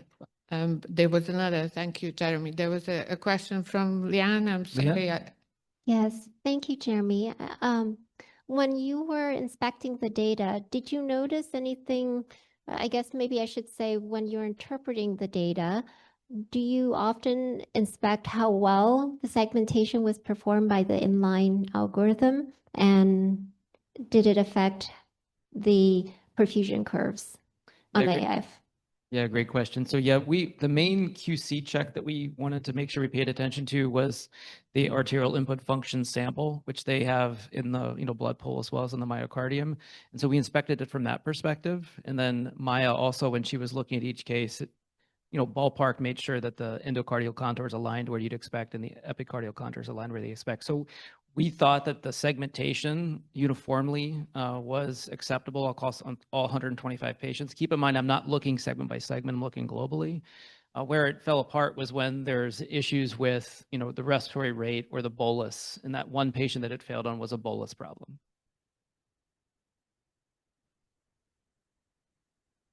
So one conclusion is we must use aminophylline when we are doing regodenosone. Yeah, I would strongly encourage, if you're going to do rest after stress, which is what we do. So if you're going to do stress perfusion followed by your rest perfusion, even if you wait 10 minutes and you're using regodenosone, I would strongly encourage you to reverse patients, even if they're feeling fine, their heart rate has returned to normal. In our experience, the quantitative rest values are not normal, and the rest is not going to be a true representation of rest perfusion. Unless you find that it's actually diagnostic.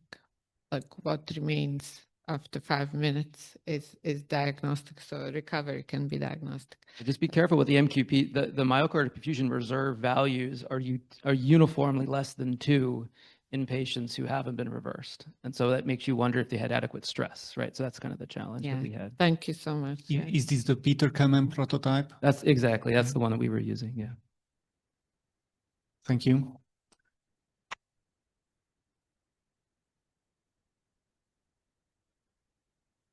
Let's move on. Our next speaker will be Pauline Gutt. She will talk about wide-band joint myocardial bright and black blood imaging for patients with implantable cardiac devices in 1.5 Tesla.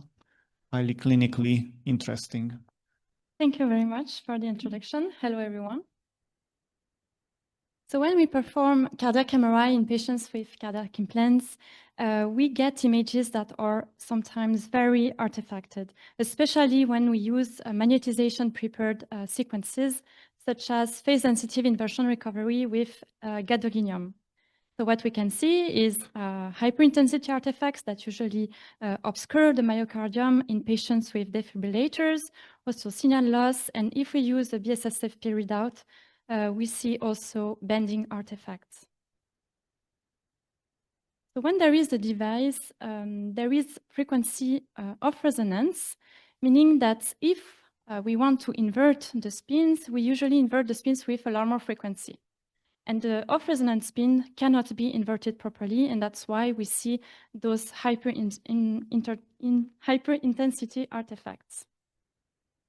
What we can do is to broaden the spectral bandwidth of the inversion pulse in order to invert the spins that are off-resonant. And then we can get images that are diagnostic and see the LGE.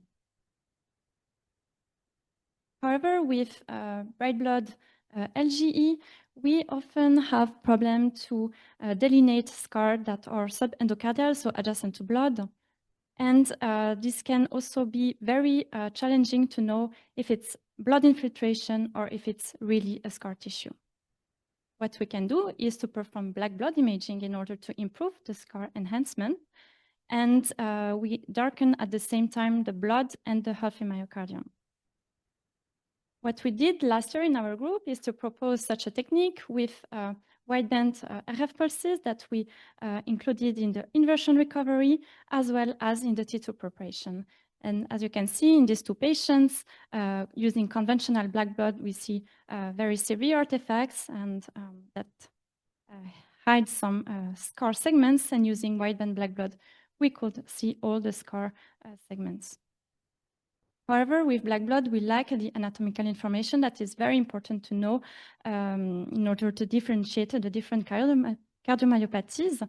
So here, what we want to propose is to use black blood and also having a bright blood image to have these 2 information, so scar improvement of the scar detection and the scar localization. So the framework is as follows. We have It's a ECG-triggered sequence in 2D. We acquired co-registered bright blood images and black blood images. For black blood, we have inversion recovery followed by a T2 preparation. And for bright blood, we have only a T2 preparation. And then wideband RF pulses were included in the inversion as well as into the T2 preparation.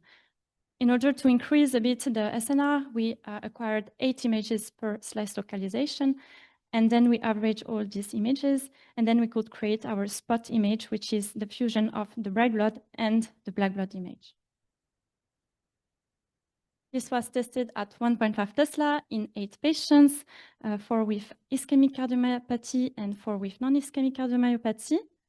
Then we compared this wideband spot technique against the conventional spot, so without any wideband pulses.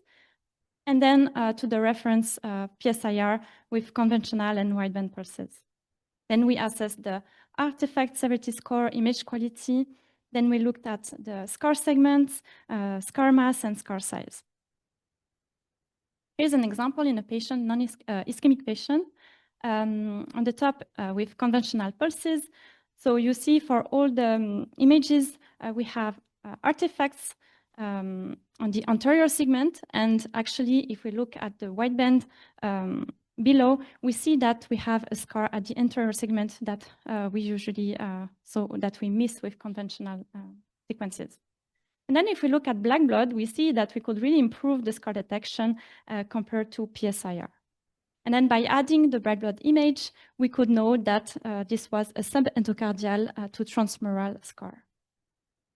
Here's a non-ischemic patient. So with wideband PSIR, it was very challenging to know how to delineate the scar. And with black blood, we could know where it was. And with combining with spot, we could know that it was subepicardial. So now in terms of number, if we look at the scar segment, so with wideband spot, because we improve the scar detection, sometimes we have more scar segments. That's why we have a bit of an increase, but it was not significant. And this explained also the increase of scar size, the scar mass, because we detected sometimes more scar segments. In terms of image quality, wideband spot was similar to wideband PSIR. And in terms of artifact reduction, it was also similar to wideband PSIR, so we were as effective as the reference. And of course, we could improve it compared to the conventional sequences. So in conclusion, we proposed a co-registered black and bright blood sequence using wideband RF pulses in the inversion recovery and in the T2 preparation that could reduce very well the artifacts obscuring the myocardium, and at the same time improve scar detection while providing scar localization. But this needs, of course, to be tested in more patients and with more various cardiomyopathies. Thank you for your attention, and I would like also to thank my lab in Bordeaux and in Lausanne.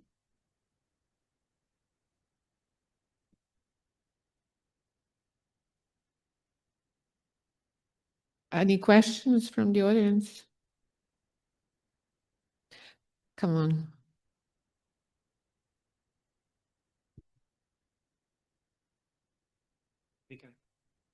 Why this number? For the T2 preparation. Yeah, you say you increase how did you choose it? How did you? Yes, so 10 years ago, it was proposed for the inversion recovery. So what we did is we used the number that was published for the inversion recovery. And then we started with the conventional T2 preparation. So I think the conventional bandwidth is of 1.6 kilohertz. And then iteratively, we increased this number until we were satisfied of the images that we could see the myocardium without any artifacts for transvenous defibrillators. And that's why we chose 5 kilohertz. You could go above, but the system has a certain limit. And also then you increase the energy deposit, so SAR can be also increased quite a lot if you go very high.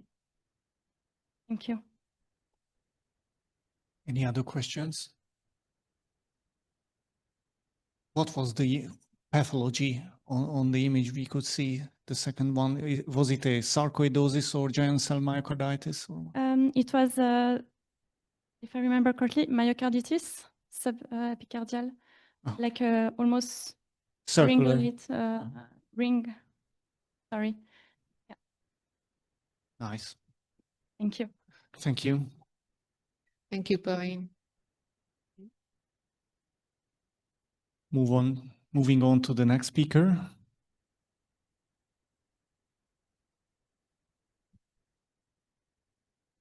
Let's welcome Xiaoqi Lin. I'm sorry if I'm pronouncing it wrong. In vivo contrast enhanced T1 mapping for quantitative evaluation of intracranial atherosclerotic plaques. Thank you. Intracranial atherosclerosis is a major cause of ischemic stroke, especially for Asian population. Traditional MR imaging primarily use correlative plaque features such as enhancement or plaque burden. Recently, in vivo quantitative assessment using T1 mapping could improve risk stratification. In this study, in vivo MR sequence GoSnap enable robust 3D T1 mapping, which could be valuable to quantitative assessment of intracranial plaques. In this study, we look to assess the utility of contrast enhancement in vivo T1 mapping of intracranial plaques using GoSnap and compare quantitative T1 values between symptomatic and asymptomatic patients. First, a table of our MR protocol. In this study, 12 MRI were first used for initial plaque localization. Then plaques were delineated manually at the most signosis site on T1 Vista. This plaque masks were then co-registered on GoSnap to obtain plaque T1 values. 14 patients with MCA plaques were enrolled in this study based on clinical ischemic symptoms and the top MRI diagnosis. 9 of 14 patients were defined symptomatic. We noticed significantly lower T1 values in symptomatic patients compared to asymptomatic patients, potentially due to great permeability in plaque component or information in symptomatic patients. This is a figure showing two plaques row with similar signal intensity on T1 Vista. GoSnap T1 mapping revealed large difference. T1 mapping revealed large difference in T1 values between the two plaques. This figure is an example suggesting T1 mapping provides additional diagnosis gradually beyond enhancement. This is the first study compared contrasting enhanced T1 values in vivo between symptomatic and asymptomatic intracranial plaque. GoSnap in this study provides robust, high-resolution mapping despite the intracranial motion challenge. Lower T1 values in symptomatic plaques may reflect hemorrhage permeability or lipid content. Limitations in this study include a small overall cohort, manual segmentation subjectivity, and limit histologic validation. To conclude, GoSnap has proved a promising tool for quantitative intracranial plaque characterization. This work has potential to improve stroke risk prediction and guide individualized interventions. Thank you.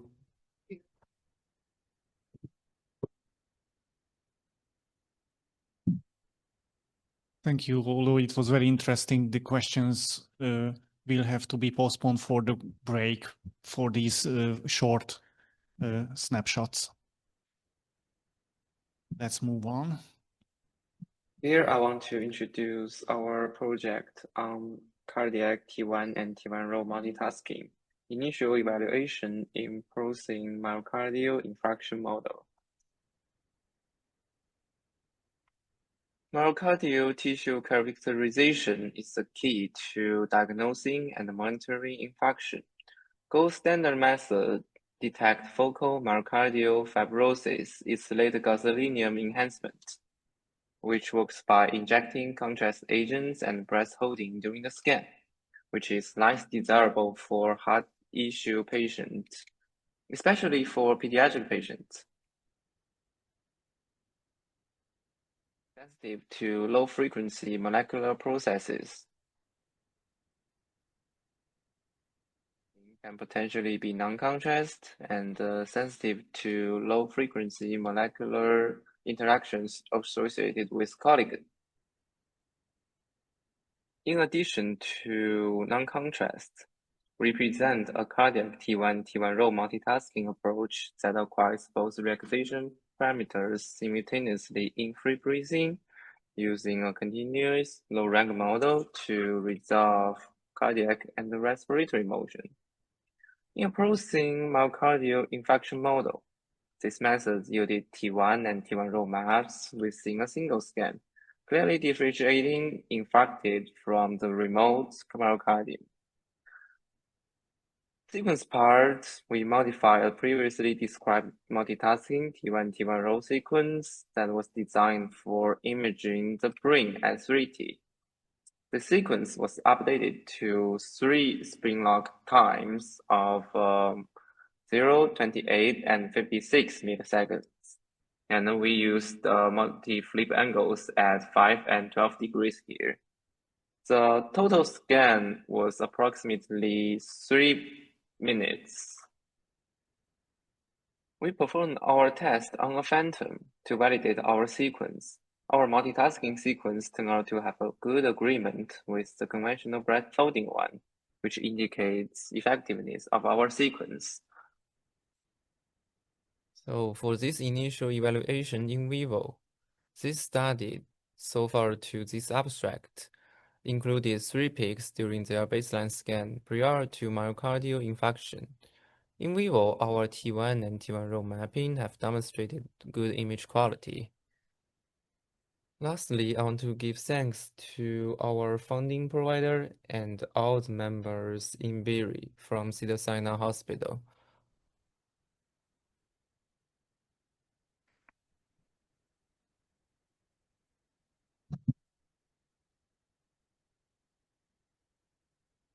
Thank you again.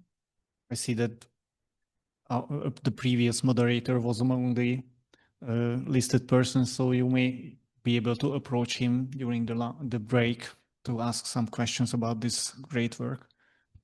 Let's move on to our next FIRE presentation. Myocardial oxygenation is compromised only in several fibrotic regions in patients with ischemic heart failure presented by Nijang Qiao. Thank you. Thank you. I'm speaking on behalf of a student who cannot come. Although the myocardial oxygenation was observed in the patient with ischemia heart failure based on some studies, for example, using T2 star-based CMR both quantifications and with the use of some like stimulus, for example, like vasodilation to compare with the resting conditions. So there's a lack of absolute quantification assessment of myocardial oxygenation. So the objective of this study is to leverage novel development of newly CMR myocardial oxygen extraction fraction techniques for the evaluation of this patient with IHF. So 23 patients was recruited with different stages of NYHA, as with confirmation of coronary artery stenosis, and 10 healthy volunteer was recruited as well to compare with them. So CMR protocol is pretty standard. So with pre-contrast, post-contrast, just exception the one MOEF scan in the lung contrast part. And all the study was approved, data was approved standard and also homemade softwares with deep learning techniques and to do the global and the segmented analysis. In terms of result, the global MOEF was found has a pretty strong correlation with LVEF. And in terms of all the index we found, global MOEF is only index correlated with positive correlated rate pressure product. in terms of segmented MOEF, they have no relationship with the ECV. This is when the ECV less than 40%. This is consistent with actually with our other observation in DCM patients. But when the ECV increased over 40%, then the MOEF become reduced. There's some mild negative correlations. In terms of all the coronary stenosis correlations, MOEF always reduced, no matter if stenosis is a single, 2 vessel or 3 vessels. So the right side shows the 2 examples. To the top panel shows the one patient with one single stenosis has a reduction of MOEF. And the bottom one is the similar stages NYHA, but it has a multiple stenosis, and they also has a reduced MOEF. But if we combine this MOEF pre-T1 and the strain together, try to predict if LGE presents with large LGE, you can see they can reach the sensitivity and the specificity about 80%. So we think MOEF is most reduced when you see with larger 40% in patient with ischemia heart failure.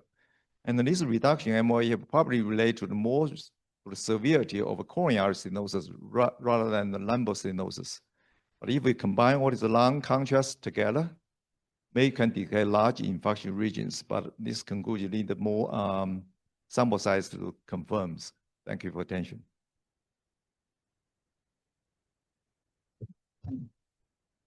Thank you.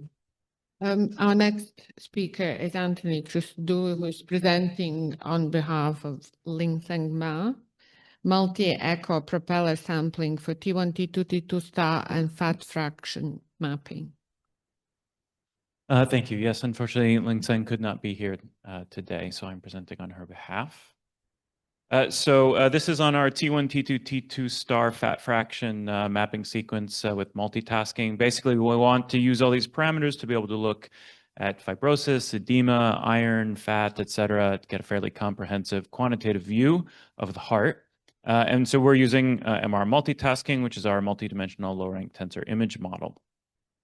So the original sequence that we published is a radial sequence, but I have to say we're really underutilizing the echo dimension. So we pick the same radial line for every single echo, and then we reconstruct each echo independently. So, you know, it limits the number of unique spokes. That was a computational efficiency choice, but it really doesn't give us any incoherence over the echo dimension. So it's very inefficient, actually, in terms of the multi-echo sampling. So Lingseng's work was to say, all right, well, how can we do better than radial?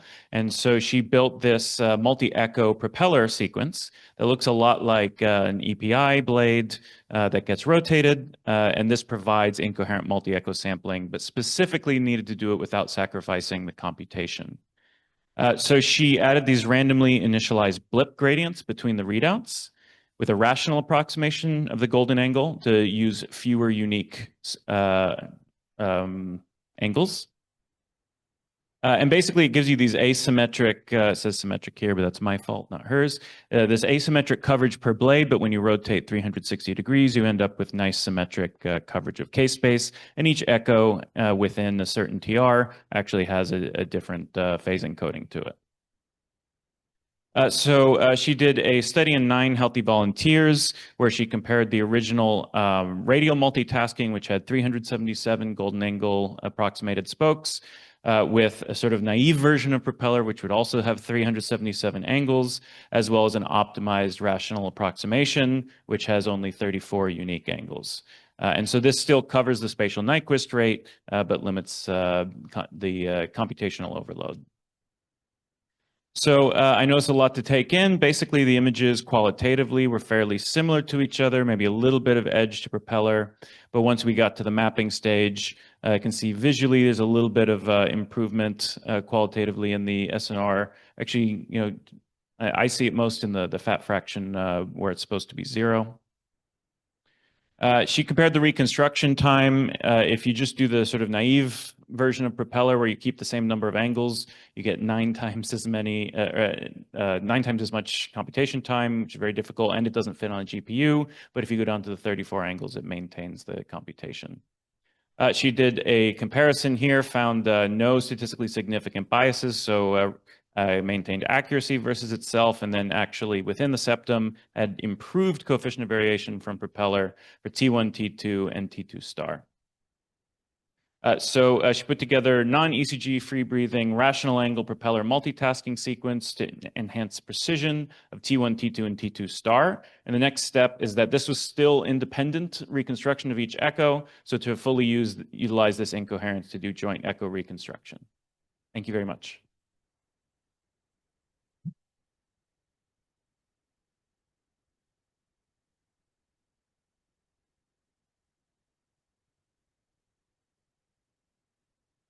Our next speaker will present high accuracy cardiac MR imaging acquired with Auto Navigator software in patients with implantable cardiac devices.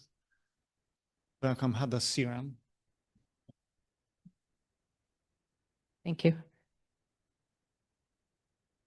So AI-guided automated scanning has been previously used in routine cardiac MR, and it's been shown to be consistent, improve image quality and reliability. It is also well known that cardiac devices cause imaging artifacts, and this is the reason they're often, patients with devices are often excluded from MRI studies. But we know that devices can affect AI and machine learning algorithms, particularly neural networks. Cardiac devices are increasingly commonplace, with pacemakers making up about $5.5 billion in the global market. Defibrillators about anywhere from 4 to 10 billion, and loop recorders are increasing with an estimated 2.1 billion over the next 5 years. This is an example of a localization sequence, and this is in real time. This is what we do routinely for all of our studies.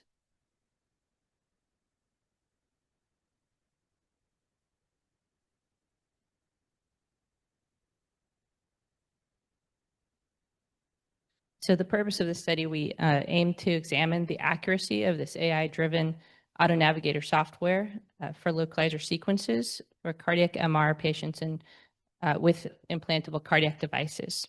And then evaluate the feasibility of the auto localization and the need for manual adjustments to these protocols.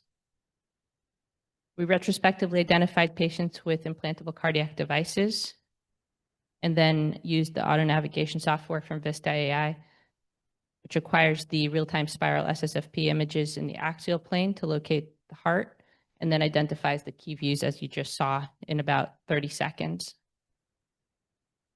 And then we evaluated the localization accuracy based on the need for manual adjustment of the image plane. And then the accuracy of the localizer was checked against the final images with recorded coordinates. So this is just an example of in-plane rotation example where there was manual adjustment of the 4-chamber view. And you can see that this made no difference at all in terms of the short axis localization. So there were a total of 30 patients that were identified, and unfortunately, 4 of those, due to some database errors, we could not get the images to review. And so we were only able to review 26 patients' images. Of these, 9 patients were female with an average age of 71. And of the 26 patients we analyzed, 2 of them had loop recorders. And these had excellent accuracy based on manual review. And then 19 patients with permanent pacemakers. 1 patient required 1 significant adjustment. And then 1 patient had a very large pleural effusion, and the study was aborted. The patient was sent to the ER. Of these patients, 6 actually had substantial artifacts that did not affect localization, but they did affect the image quality. 5 patients had defibrillators, and only 1 study did not require adjustments, but there were so many artifacts that the study had to be aborted. Of note, 4 of the patients also had additional implants, including prosthetic valves and prior valve repairs. This is just an example of a challenging patient with a pacemaker, a biprosthetic aortic valve, and a mitral valve repair. And you can see that the standard views were easily achieved with the navigator. In conclusion, this is the first study to demonstrate auto navigation. Soft localizer sequences can be used in the setting of implantable cardiac devices, and that they were successfully used in over 90% of patients with both loop recorders and permanent pacemakers. And then image quality still remains a challenge with defibrillators, which will require further research, but may still be difficult to improve with AI techniques. So we look forward to a larger study. Thank you.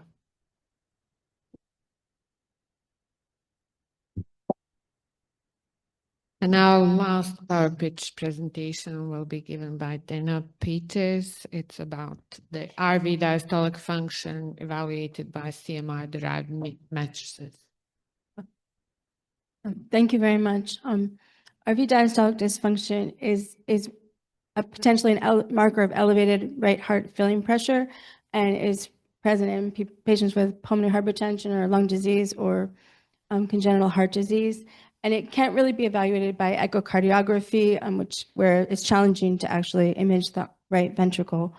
Potential biomarkers for it could be RV volumes or maybe in RV E over E prime. So for left ventricular diastolic evaluation, we have methods for measuring E over A using just the filling in the left ventricle and diastole, and we can also measure E prime.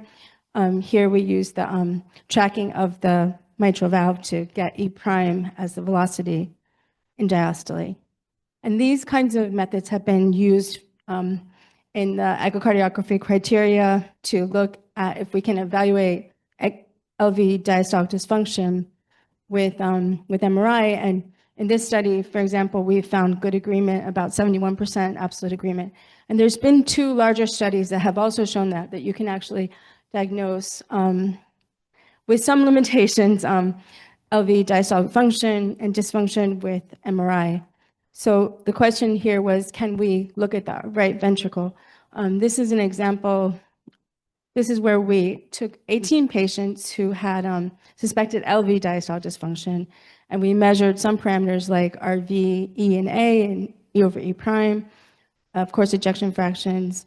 And our surrogate was RV systolic pressure, which we obtained by echocardiography measurement of tricuspid regurgitant jet, and that was sort of the RV filling pressure. So here you can see how we used our deep learning network called TVNet to track the tricuspid valve and get E prime. And then we also used flow, and just putting ROI in the right ventricle, we can get RVE over A, E and A. So really our results are that the only marker that was correlated to filling pressure or pulmonary artery systolic pressure was E over A, which showed a very strong correlation.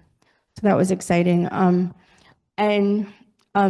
It's actually already been shown. There isn't much data on RV diastolic dysfunction, but there was an early study that showed that E over A is a strong correlate of filling pressure as measured by echo. And there's many papers that review that potentially RV diastolic dysfunction is an important marker of RV function. But thank you.